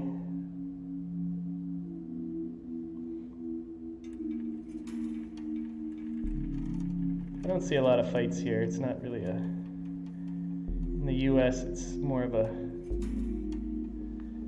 think there's more fighting that happens in the US than I see here. There used to always be fights. North Dakota is like... I got knocked out growing up, attacked, beat up, unconscious.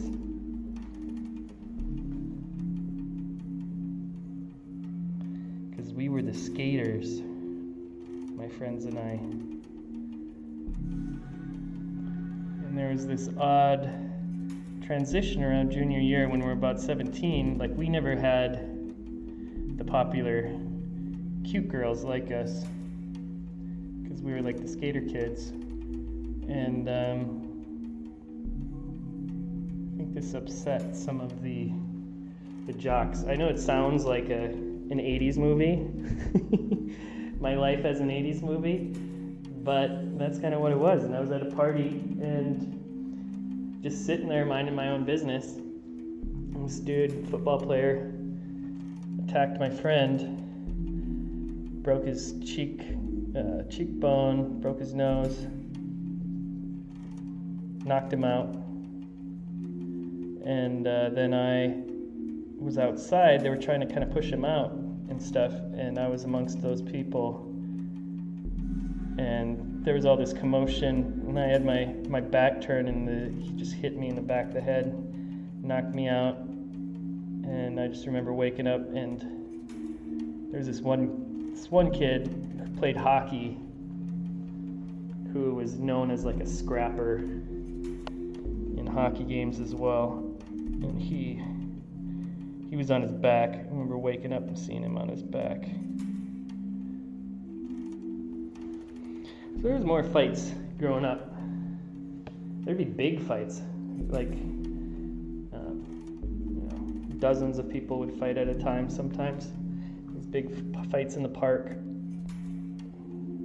They weren't really gangs or anything. They're just, when you're in a small town, you get bored. Pre-planned fights were always the weirdest. You know, I remember one time my friend planned to fight this guy. We drove him there, and there was even like a referee, like this kind of like this kid that looked like he was like definitely on meth. It was like the referee, and he had his shirt off, and he's like, "All right, we don't want any funny business here," all this stuff, and we drove in. And I remember we hit an orange cone, one of those orange cones as we were driving in. And so there's like an orange cone under my buddy's Caprice Classic. It's like, looks like an old cop car from the 80s. And we drove in with my buddy, and the other guys had like a Firebird, cool cars. And they fought it out. They both both beat each other up. Nobody won, they just beat each other up. Both got in some good hits. Fighting is just so dangerous.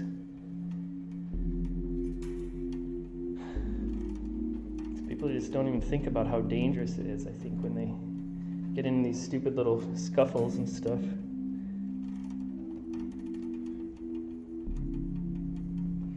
Luckily, nobody was hurt too bad or had a weapon.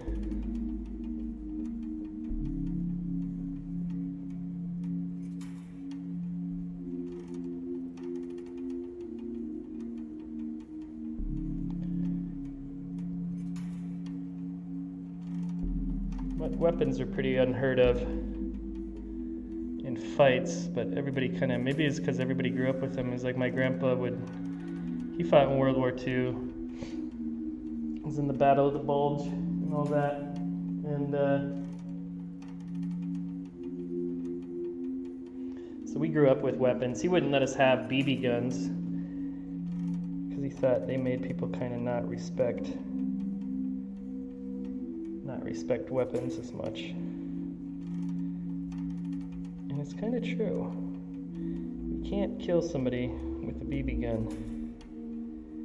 It makes you kind of disrespect it a little bit more. Not respect it quite as much. You get in that habit, just like waving a gun around. Not a good idea. I got shot hunting. I got shot with a shotgun, but not that bad. I was really far away and went through my clothes, just a couple BBs, but they went through my clothes and my chest. I still have a scar from it. But I didn't even say anything.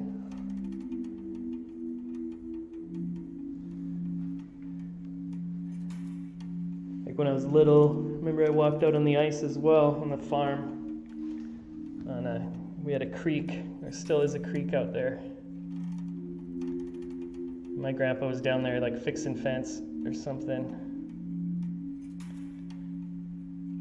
And I fell through the ice of the creek. And I just went back up to the car. I was like, I gotta go to the car. And usually he'd be out there in the truck, but for some reason we're in my uncle's Ford Pinto. And it's a station wagon. So I went in the back seat and found a blanket. It was like freezing. It's North Dakota in winter, so it's like super cold. My grandpa came back up. I didn't fall like through the ice completely. I just I was like playing around near the shore. So it just went up to like my knees, probably underneath my knees. But my grandpa came back like, God damn.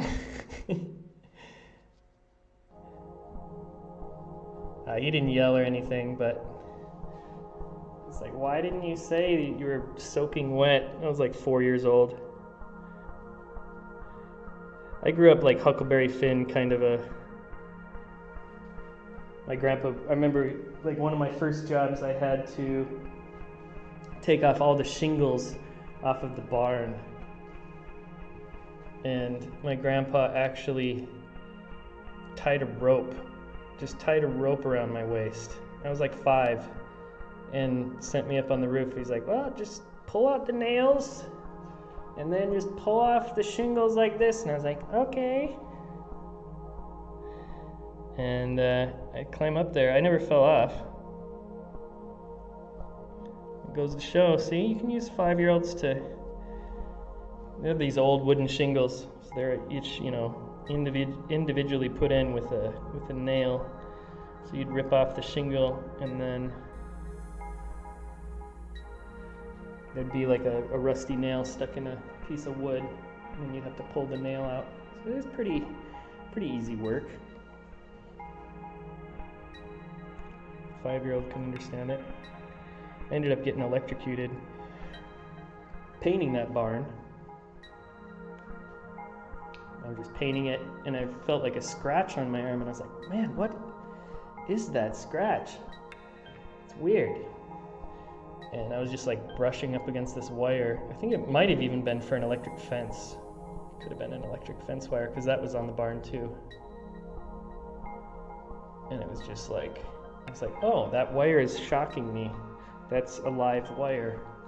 And I was just like trying to paint this section, getting shocked. Some Stellark stuff. If you don't know Stellark, he's a French artist who has put like wires on his body to shock himself, make his arm move in weird ways and stuff like that.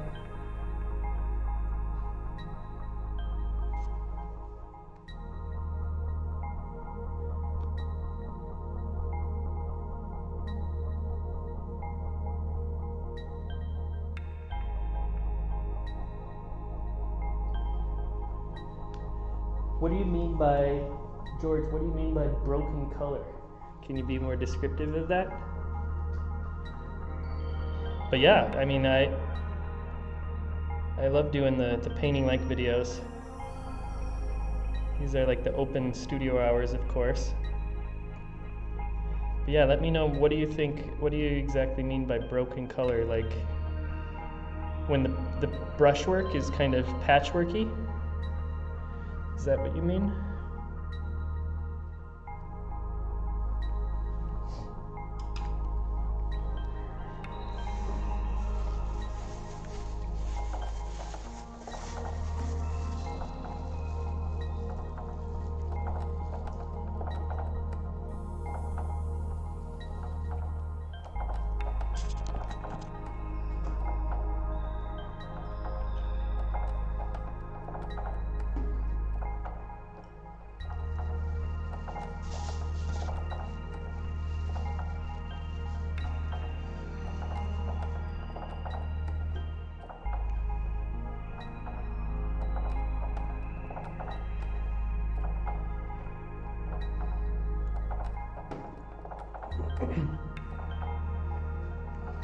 Yeah, the thing with what I would do, if you want to get like an impressionism effect,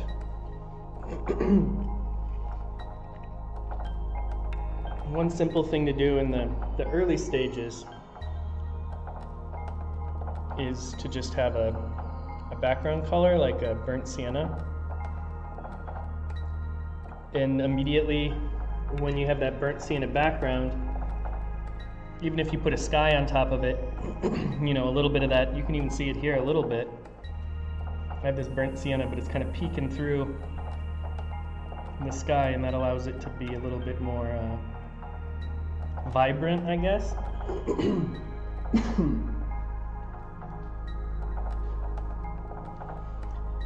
I suppose with a lot of Impressionists, my next one, it looks like Cézanne is going to win. So that'll be my next painting-like video I'll do on Cézanne. If you haven't voted, head over to the community tab on painting course, or turn on notifications, and you can vote in who I choose to do next for my painting-like series, where I try to paint like a different artist. But currently it's Cézanne is near the top. Another thing, and this is simple, I tell students this really often actually in relation to, I think, your question as well, is a lot of paintings literally just take more than one day. I know we like to think of acrylic or artist plopping down in the studio and, you know, just busting that piece out, plein air, and people do that, certainly. Works easier with acrylics just because it literally dries. So with acrylics it's certainly easier. With oil paints, I would just simply let it dry, use some liquid, and do a base layer where you're just blocking in shapes. Just blocking in those big value areas. and going for those big value shapes. Maybe if you're out in the field or on site, you could even do 3 or 4 of these and just block in those big value shapes, and then take a photo. Take a photo of what it is that you're painting, and then also use that photo and finish it, you know, literally start putting second layers. Because the danger with oil paint is getting muddy. And that's an aspect of painting that is difficult to stress, especially when people are first starting out, because painting is so immediate. You know, that's one thing I really like about it as a medium, is that it's very immediate. You change the color, you plop it down, and there it is. And so when we start off, we get in this mindset that oftentimes I think people think like painting's going to be immediate. This is one pass. And literally, a lot of the artists they're looking at simply do not paint all in one pass. So that would be my first bit of advice, is to literally just allow for multiple passes.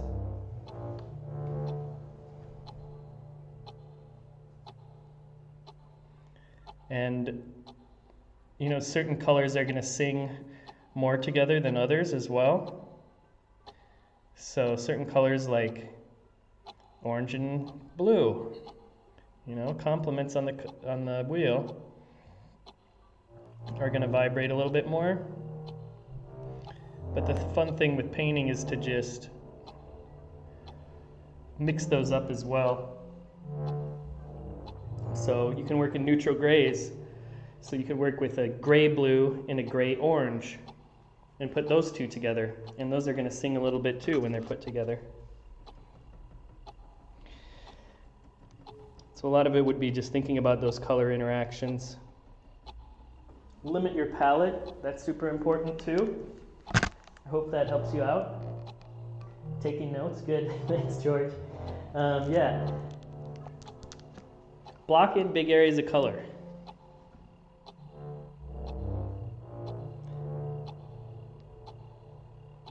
Block areas, big areas of color, and let it dry. Seems simple, but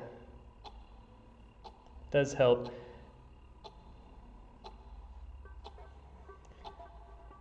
Use liquid. You know, that'll make it dry faster.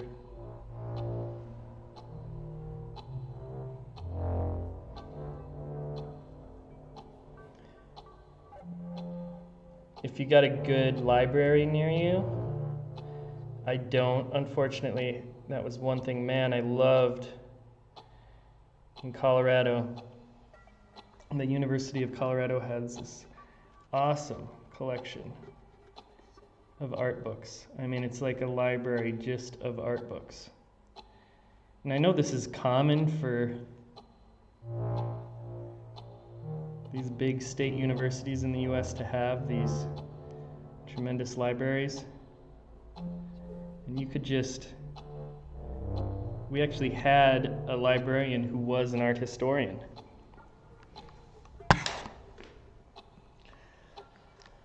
And so if they didn't have a book, you could like pitch a book. You'd be like, can you get a Jim Shaw book? I think I got him to buy a book on Jim Shaw. He's a painter that I like. And yeah, they just bought it. They have a budget every year, tens of thousands of dollars, probably even more, I wouldn't doubt it. And they just buy books. I'm gonna have to fix that later. But yeah, if you have good access to a library,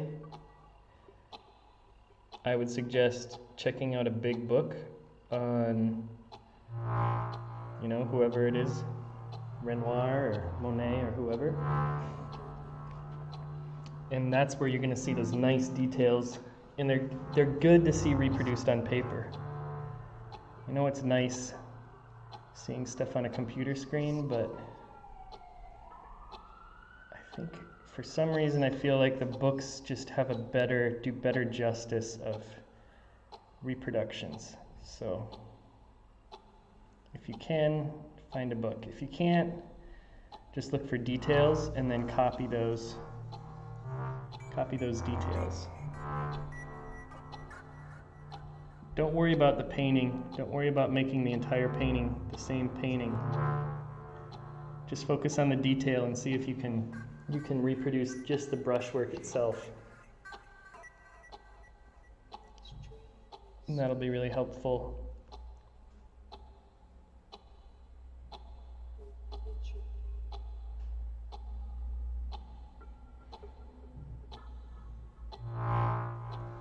Looking and painting, it's like a lot of things, you know? Drawing or playing music. Looking, listening, reading. Reading is important if you want to learn how to write. Listening to music is important if you want to make music. So with painting, you just want to look.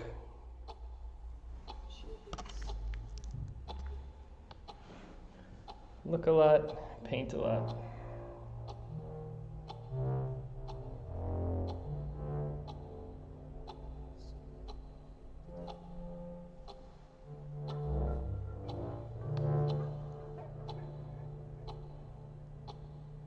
If you're just joining us, this is the studio hours component,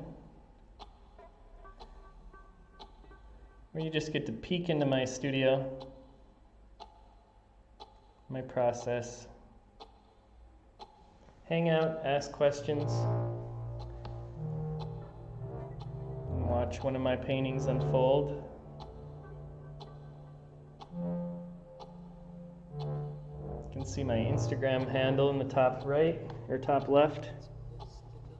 If you haven't yet, head on over there and follow me on Instagram.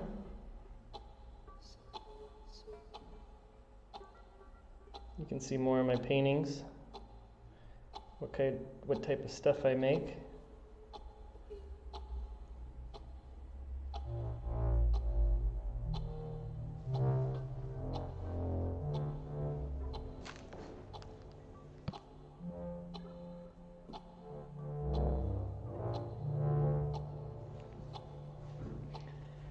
Yeah, observation just in general, you know, observing the world, just starting to look. I remember when I first started working, there was always this guy I brought up a couple times, John Twingley,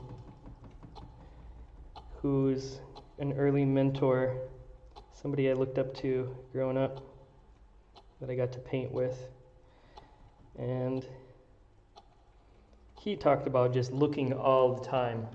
I remember the first time I heard it when I was like 17 or something. I was like, do people really? Because he was asked, you know, how often do you draw? How much time do you spend a day drawing? I think I asked him, how much time do you spend a day drawing? Because I was looking for a real answer. Okay, you need to practice 2 hours a day, and in 1 year you'll be good.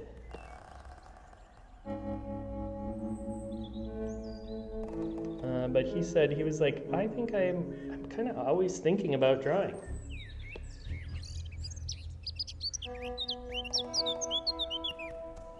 It doesn't have to be like obsessive, but you can see the way somebody's face looks in a 3/4 view when you know, there's drawing everywhere. There's like that subreddit Accidental Renaissance, which is like, you know, we associate the Renaissance with these dramatic scenes with very dramatic lighting generally. And there's a subreddit just of kind of everyday events or photographers taking documentarian footage of certain things, and they just kind of look like the Renaissance. People like fighting or falling or some event. And those are kind of fun. But you can look at, you know, just the world around you and think about it in those terms too, where it's like, how do you want to see the world? What are the subjects that you're attracted to? It's like that movie Pi. If you've ever seen that movie Pi. I think Darren Aronofsky is in it, or directed it. I don't know. That name just popped into my head for some reason. Anyway, but there's a scene in that movie where he's like, if you look, whatever you look for, you're going to find it everywhere. If you're looking for the number 3, you'll find it everywhere. If you're looking for pi, you'll find it everywhere. It's like the act of looking itself kind of creates a bias where you find more of what you're looking for. Confirmation bias, I guess.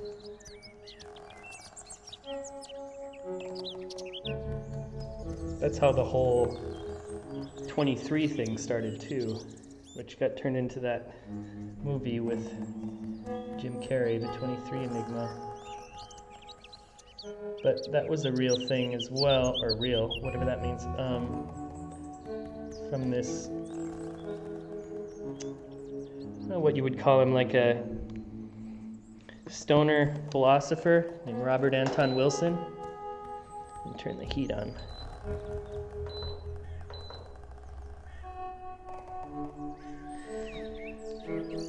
And he had this thing about 23, the number 23, seeing the number 23 everywhere, or 23 denoting synchronicity of some sort.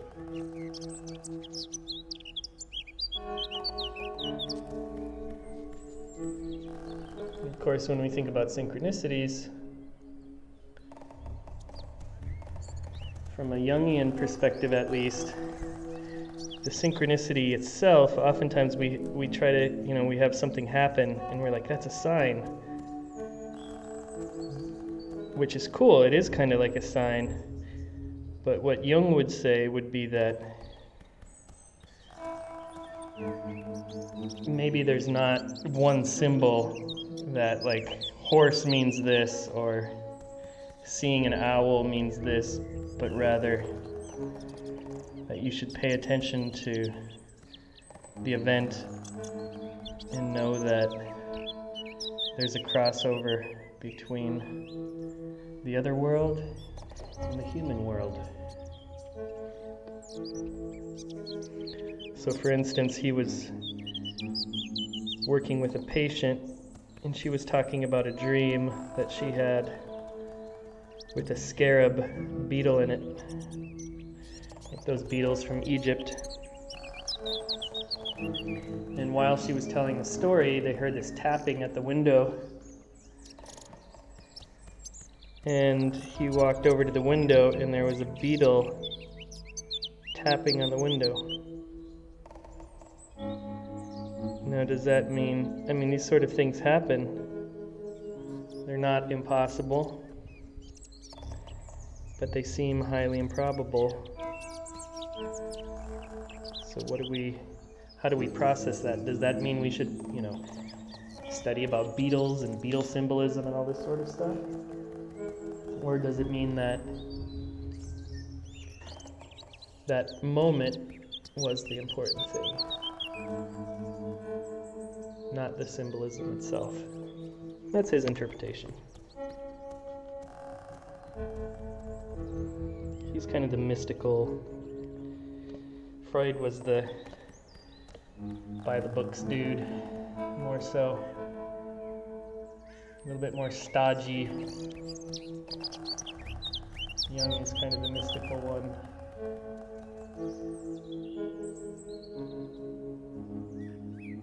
So there's certainly different interpretations of that. The paint's getting to this point where the liquid is actually drying it while I'm painting. So it's starting to get kind of sticky, which I like. Makes it easier to blend with it. What are we doing for time? 3 o'clock? My goodness. How long have I been going? 2.5 hours. 2.5 hours in, Got about an hour left. If you got any questions, feel free to ask them down below. Questions about painting or anything. Not anything.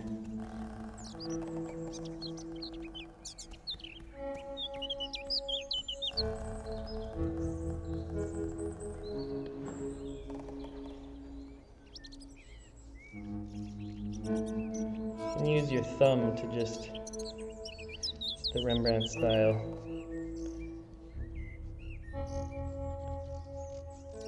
This is why I always start my students out with charcoal. Go black and white. Let's work with charcoal first and then get into paint later. This is definitely needs to be darkened. Weird how you can see something for so long and then all of a sudden you're like, whoa, how did I miss that?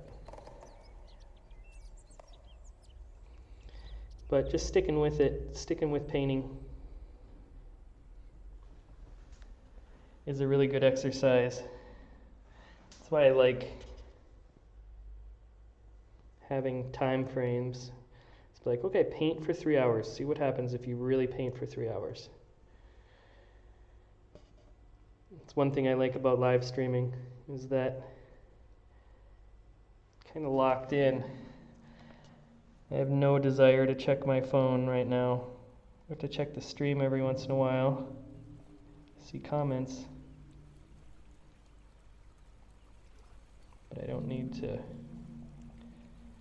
constantly be doing stuff. If you haven't seen The Social Dilemma yet on YouTube or on Netflix, I recommend that documentary. But just the amount of desire that people have to check these things. And we always do it kind of in a cycle where we're checking Facebook, then checking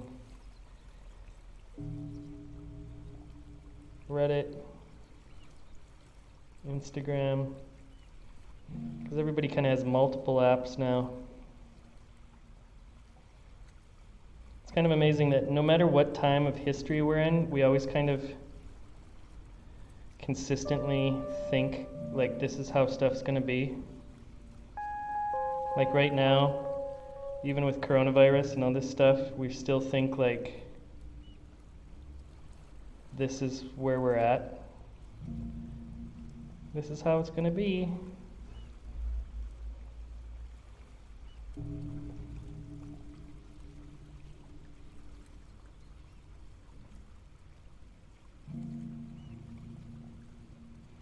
But we never know. In the future, I could see people being like vegetarians are now with food. I could imagine people being that way with like digital media. With those people in the early days of not having a TV that always let you know they didn't have a TV. Like, oh, I don't have a TV.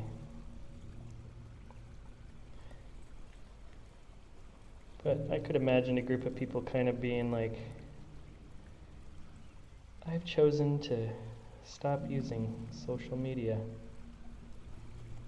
Like Google went down the other day. Everything from Google went down while I was streaming.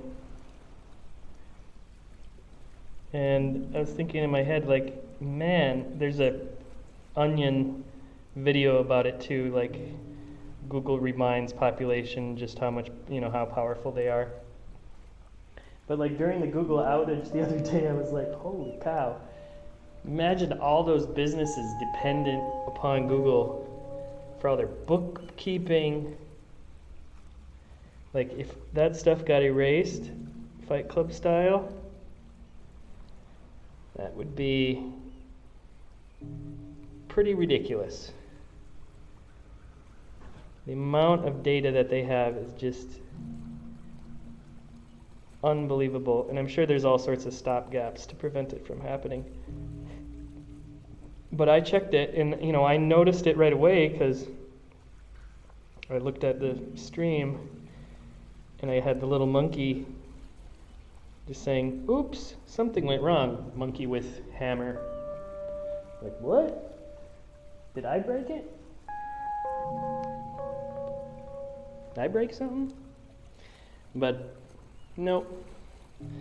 Google went down. Then I checked actually on, went to check my mail, and I was like, what, my mail's down? Did I get hacked or something? And then I checked Google Maps. Google Maps was down, and then I'm like, oh, okay. And so they, did what everybody else did, which was Google. Google out is Google down. The website or the search engine still worked, and they had Down Detector, that website where you can check to see if websites are down. And I clicked Down Detector, and Down Detector was down. Like, okay, if Down Detector is down, that's a pretty big outage. So I went to Google News, most recent. It was like a massive outage. You have to wonder if they just do that every once in a while to be like, remember who's in charge. It does almost make them something different than a company at a certain point when so much of the economy is dependent upon them. I mean, literally, like I was saying, businesses and schools, a lot of schools keep records of their student, like the student work. Stuff that's handed in is archived in Google Drive. All that would be missing. Where I teach in Prague, it's a British university, so they have it's a British university that operates in Prague, so it's Teesside University, but in Prague, Czech Republic. But Teesside gives out the diplomas. It's like a satellite school, I think they call it.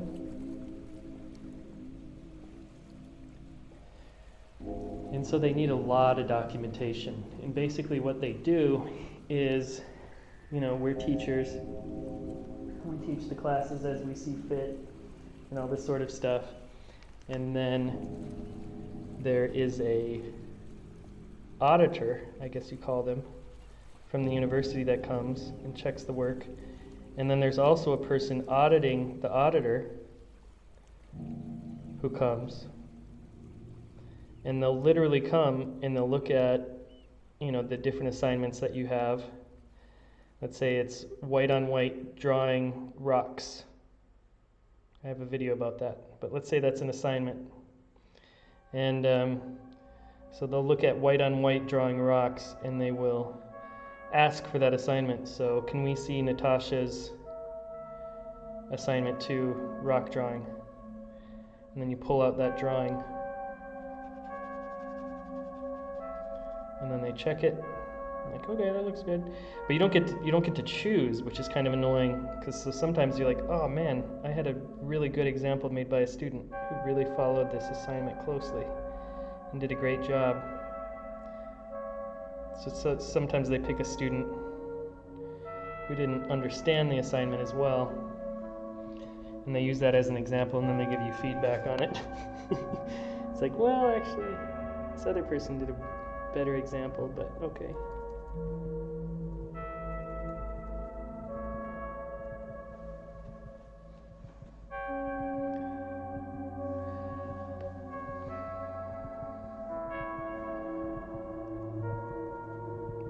So you never know.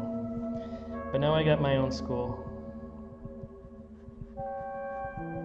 Oko Academy, it's called. It's just it's an individual artist mentorship program here in Prague. I have a storefront studio, and we just work individually for 7 weeks, paint together.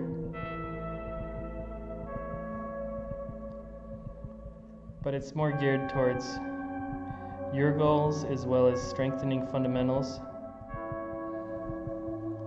So there's an application process. I already have students lined up to take it, because I'll only have one student every 2 months. I'll only have one student.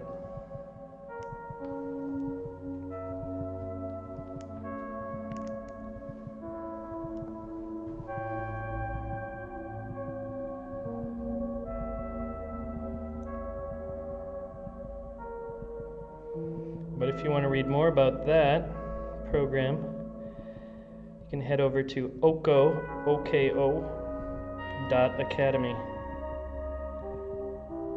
There's more information there. It's good for, in the past, people have just Airbnb'd it in Prague, which I know sounds out of reach and expensive to many, because it is expensive. But that was one really simple solution, so they get to come to Prague, they get to investigate the city more, get to learn about art in the city, art in the region. We go on work, we go on field trips. We work outside as well as in the studio.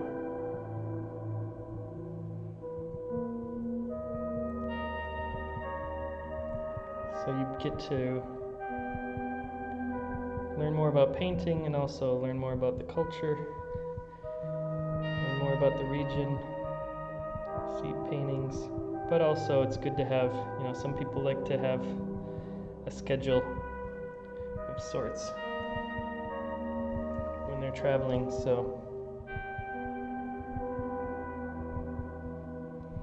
there can be a goal of your trip to learn painting,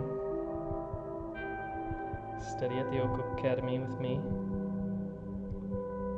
see a new country.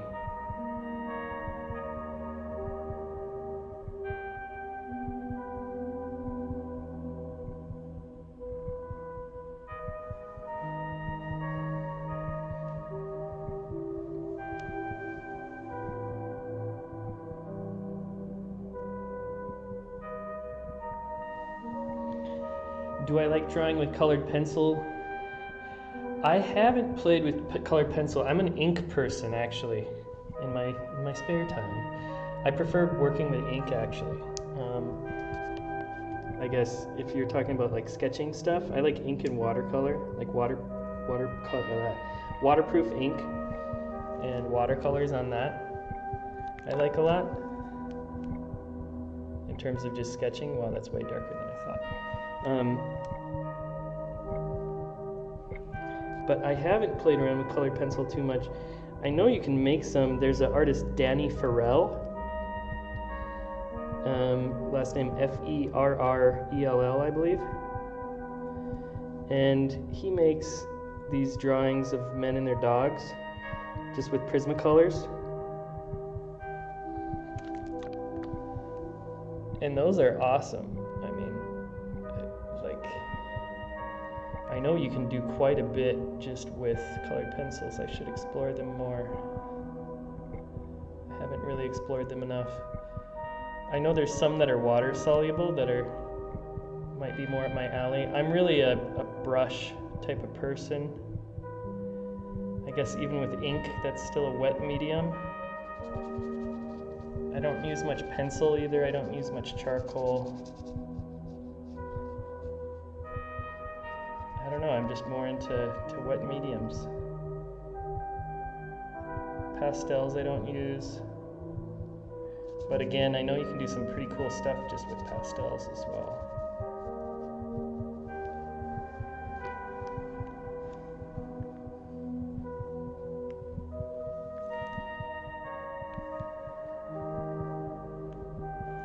I know there's these apps for your phone now where you can like keep track of how much time you're on them. They're always kind of scary to look at. See how often you check it. I mean, people check their phones hundreds of times a day. I think it's mainly just about being aware of it. It's not a bad thing. I don't think all technology is evil or anything, but if you have other goals, certainly use technology to achieve those goals, but don't let them take your time.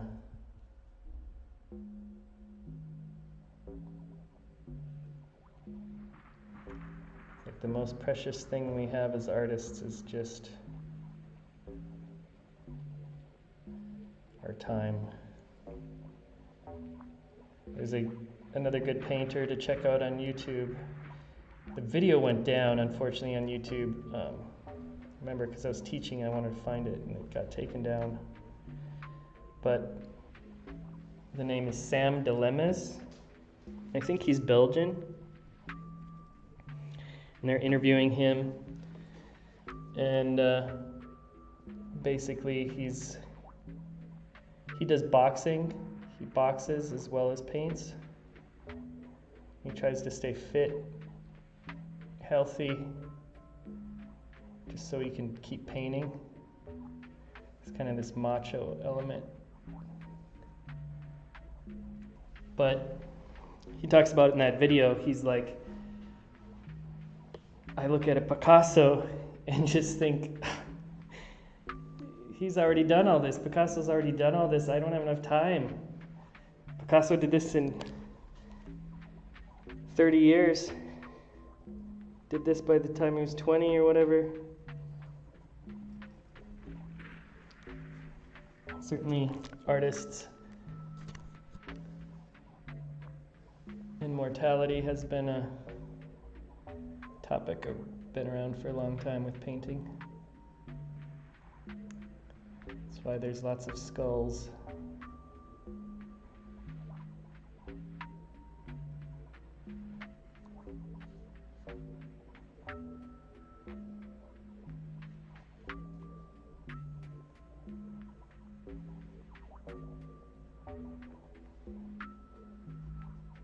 So, if you got nothing else, you got time.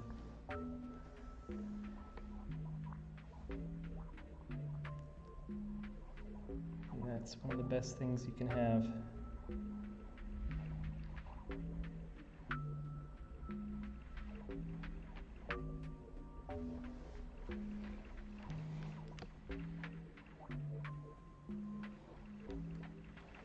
What are we at?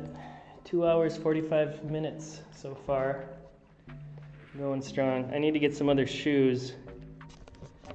My feet start hurting at a certain point on this ride.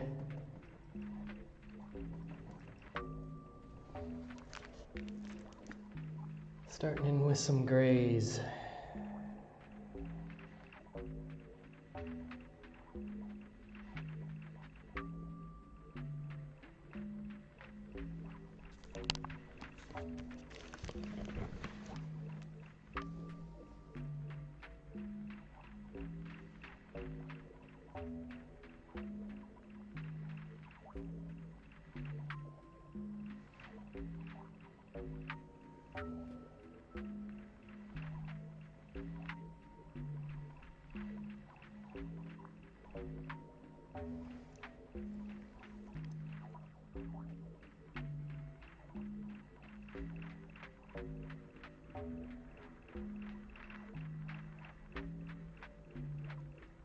If you're just tuning in, this is the studio hours. You can ask me stuff or just hang out in the live stream. Appreciate it. People who have stuck around.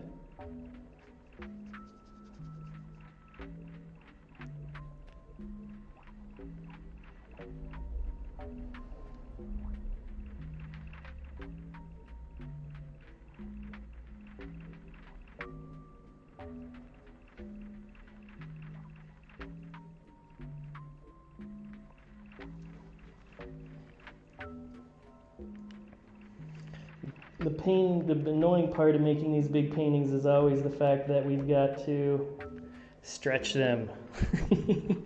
Stretching these canvases. I do like painting on the wall though, because then you can, it's hard here, so you can just really push hard on the brush. It does get these little bubbles every once in a while, which is annoying.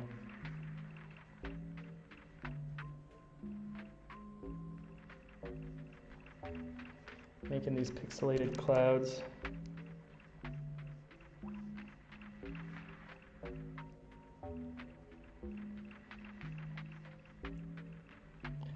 Painting is one of those things where it's, the materials are so simple. It's part of the annoying thing about them. It's really just the hand controlling them. Everybody has access to pretty much the same brushes and same colors. Certainly some materials make things easier. Higher quality paints can be better. But for the most part, we've all got these same materials that we got to use. And it's just up to our hand to do the right thing. Sometimes our hand just doesn't want to do it.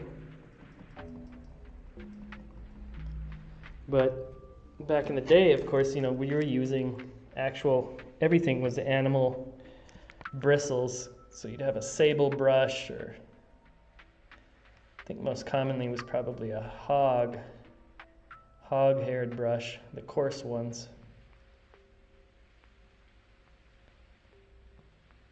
So when you think about it, essentially painting is just using animal hair tied to a stick and smearing around colored dirt. A little bit more fancy about it now with tricks and making stuff look a certain way, because we discovered light, shadow. It's kind of a magic trick.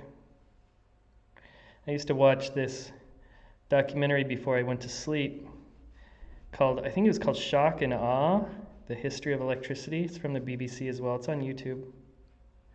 If you just type in history of electricity, you'll find it. It's like 3.5 hours long. But in that documentary, they talk about how in the early days of electricity, it was like a parlor trick. It was something you just did, like to make people's hair stand up. Or there was one person that made this thing.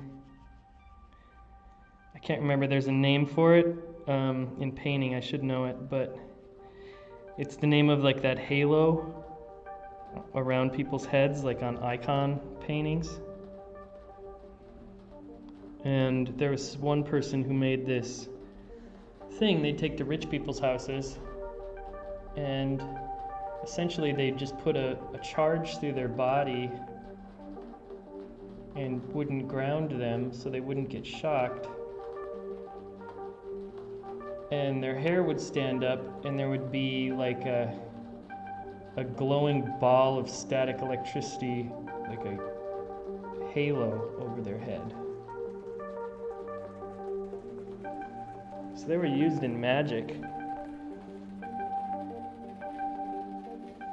quite a bit throughout the years.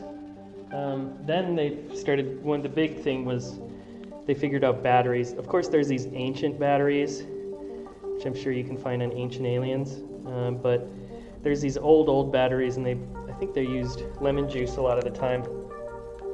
You need something really acidic. And they discovered, wait a minute, you can store this? I guess isn't there a movie? There's probably a movie about Edison versus Tesla now. Tesla was the cool one. There's a cool Mythbusters episode too, where Tesla made this little tiny, came up with this little machine that would kind of use something wobbling, basically, when something starts wobbling, and it tried to like tap into that natural wobblingness. And they hooked it up to this bridge on Mythbusters. Just a little device, the size of a deck of cards. And it didn't take down the bridge, but it was considerable, the amount of movement, just this little device using that natural wobbliness of an object and accentuating it, kind of like a pendulum, swinging back and forth. You You could definitely feel it. I'm sure there's all sorts of conspiracies about Tesla. I think he was working on like a weather controlling machine as well at a certain point.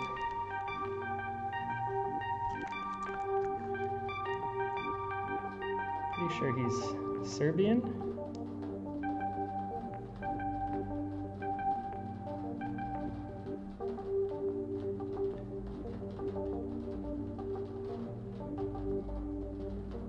We're in the habit now of diagnosing everybody after they're dead,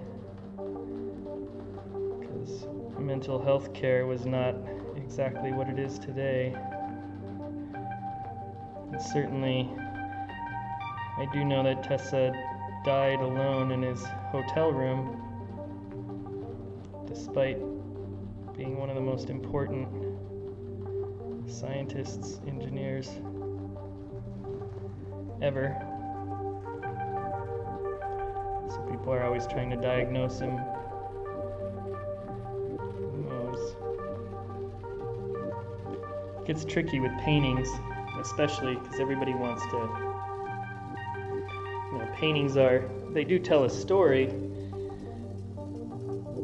and that's true. You know, if you're looking at Francis Bacon or somebody like that, how much of their art is coming out in those paintings itself, right? How much of themselves is embedded into that painting. But it also gets to be a little bit tricky, I think, too, because one, how do you diagnose somebody who's dead?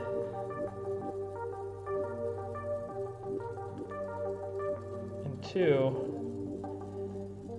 painters make paintings about stuff that could have been a commission, you know, like the Sistine Chapel. Like, would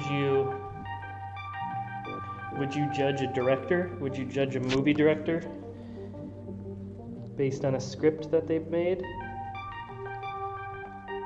A little bit, I suppose. David Lynch.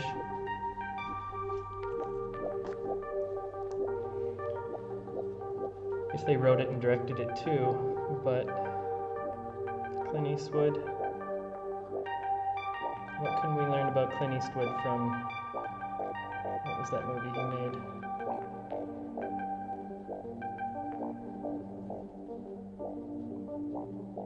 Oh, I can't remember the name of it. It was like a name of a car.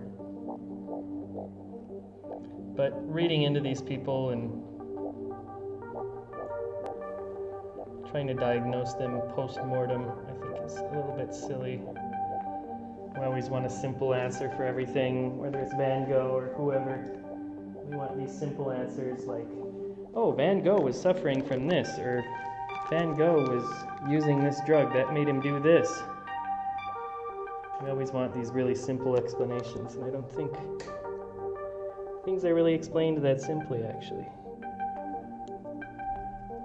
Go a little bit under the surface, you can see that things are a bit more complicated than, oh, he drank absinthe. Well, a lot of people drank absinthe. Absinthe back in the day was no joke, though. That stuff that you buy now, like absinthe has always been legal in Prague, so Prague has weird laws regarding drugs, has for a long time. Their marijuana laws used to be anything greater than a small amount is prohibited. So it's like, what is a small amount? Nobody knows? Okay. But yeah, the absinthe back in the day actually had morphine in it, and that's why they would have that spoon. The spoon would have morphine in it.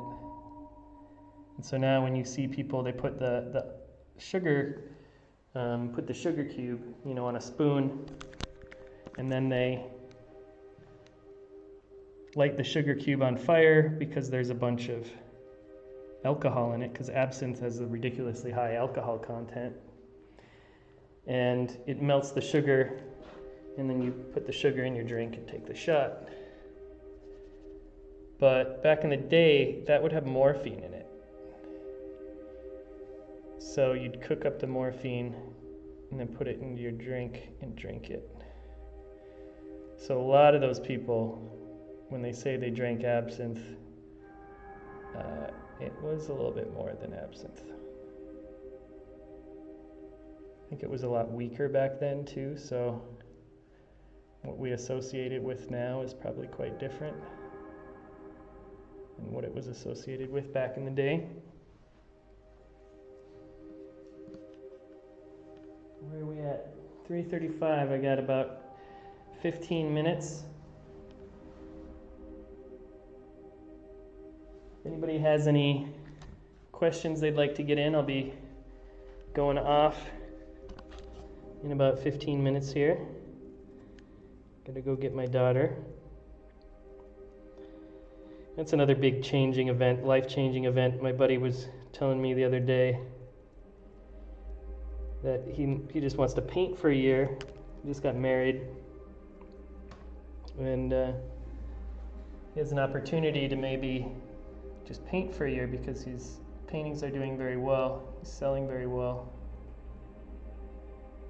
And I was like, yeah, definitely. He's like, yeah, and then I can just travel, do residencies and all this sort of stuff. And I was like, yeah, well, you know, do it before you have kids. Because once you have kids, stuff gets tricky quick. You're taking care of a human, and they're really important. So I got stuck. I was stuck in the US for, 6 months. I couldn't get over here because of a long, stupid process, but they closed down all the flights, and my wife and daughter left the country early because my wife's twin sister was giving birth to a new baby. Well, hopefully it was a baby. I don't know what else she'd give birth to. But yeah, she was gonna have a kid, and so they went back early, went back right after Christmas. This is the cheapest flights. So Christmas was kind of rough last year. And then they left the next day after Christmas. I thought I would be here in a couple months. But of course, coronavirus hit and everything got shut down. So I was literally just stuck trying to get on a flight for like 6 months of Skyping, and we Skyped every day. We'd paint together every day, pretty much. She loves painting and drawing and making animations. Just naturally loves it. I painted with her. I started oil painting with her when she was like 3. Because I was like, if I had oil paints at 3, I would have loved it. But I made her like freaked her out, like my grandpa was teaching me about guns. I started shooting when I was 5 years old. So if a 5-year-old can handle a gun and shoot, I think a 5-year-old can also hold a paintbrush. It's funny because like I've some friends are like, oh my god, I can't believe you use oil paint. Like my kid would have like put it in their mouth or like tried to eat it, and it's like, not really. I don't think so. You just tell them this is dangerous. Do not eat it. Don't put this in your mouth. Don't, use your parent voice. They learn. Or you just take it away from them.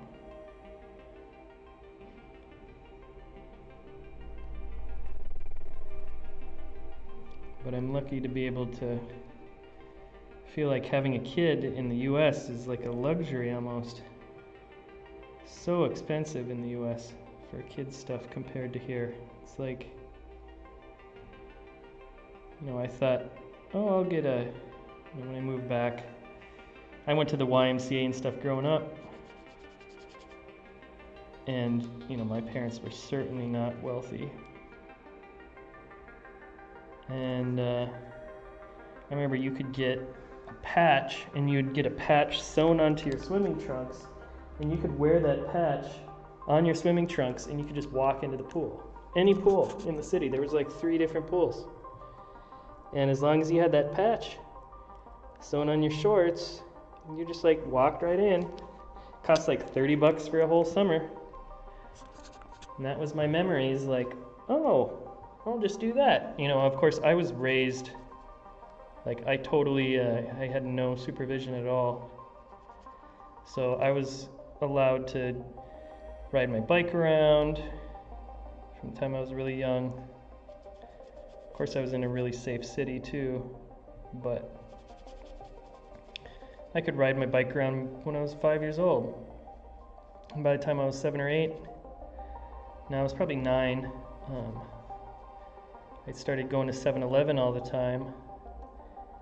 And I remember my sister would come pick me up at 7-Eleven like 9:30 at night. Like, Jeremiah, where have you been? I'm like, I'm just playing Super Mario Brothers, eating Slurpees, hanging out with teenagers that were her age. Her friends would be there.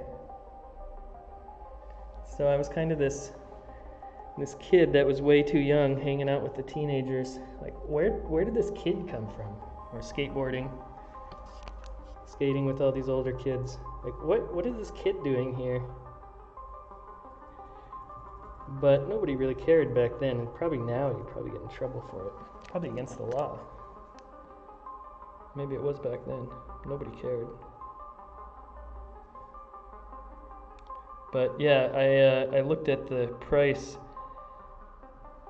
after my wife and child got to the US for like a family membership for the Y, and it was like $2,000. Like, what? Like $2,000 for a gym membership. So that didn't happen.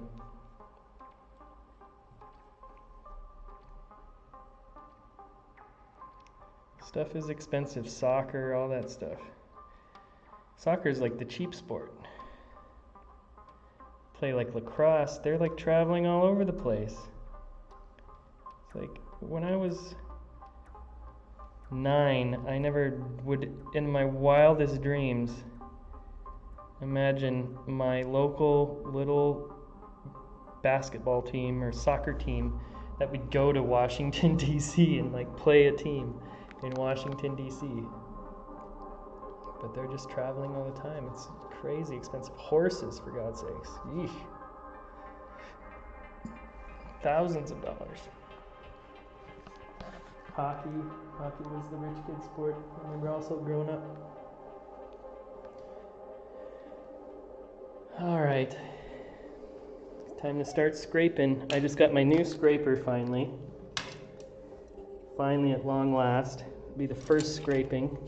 Just got it like a normal paint scraper. And then at the end of the day, you can see how just scrape up your paint. Usually me, this is my style. I always put my extra paint onto my garbage can. Just because I end up painting with it eventually.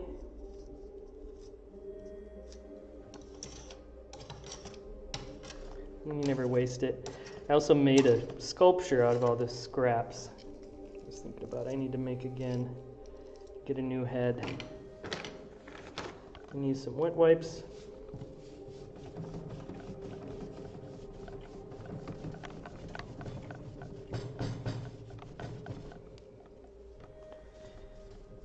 We'll be good to go for tomorrow. One thing always important with painting is simply to, I always make sure, this is Steve Sheehan told me this, like always be ready to paint. Always have something ready to go. And what he meant by that was like the beginning of the year, you should get like 40 pieces of masonite cut. You can get a big piece of masonite, 8 foot by 4 foot. And you can cut that piece of masonite into like 24, I don't know, let's see. 12 by 18 would be 3, 12 would be 4, 8. Yeah, you can get 24 pieces off of just one 8-foot by 4-foot piece of masonite. That costs like $15. And from that you can get like 18 pieces, or 24 pieces to paint on. So when you do that, you always just have stuff to paint on, no matter what.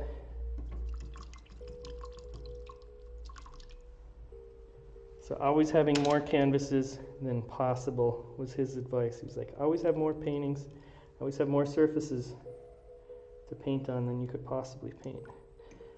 Then you're never, too precious with your materials.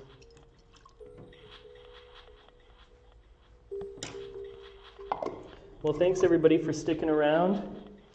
It's been a good session. What did we do? A little bit over 3 hours this session. Any last minute questions? Doesn't look like it. So thanks a lot for sticking around. I'm doing more of these studio hours. If you haven't yet, check out my podcast, the Painting Podcast, and hit that notification bell. Keep up with new streams. I've got the epic Dogs in Art stream that is just becoming this unbelievably huge epic adventure. So hopefully I'll be able to drop that new video in the next couple of weeks if I finish that. Otherwise we're going to keep going with the studio hours and the live streams and taking questions as they come and making myself available to people is part of my whole painting process. So it's been a pleasure to be chilling out with all of y'all, and as always, happy painting. Thanks for watching. Thanks, George. Thanks for sticking around. I appreciate it. See you next time. And paint, paint, paint, paint, paint, paint.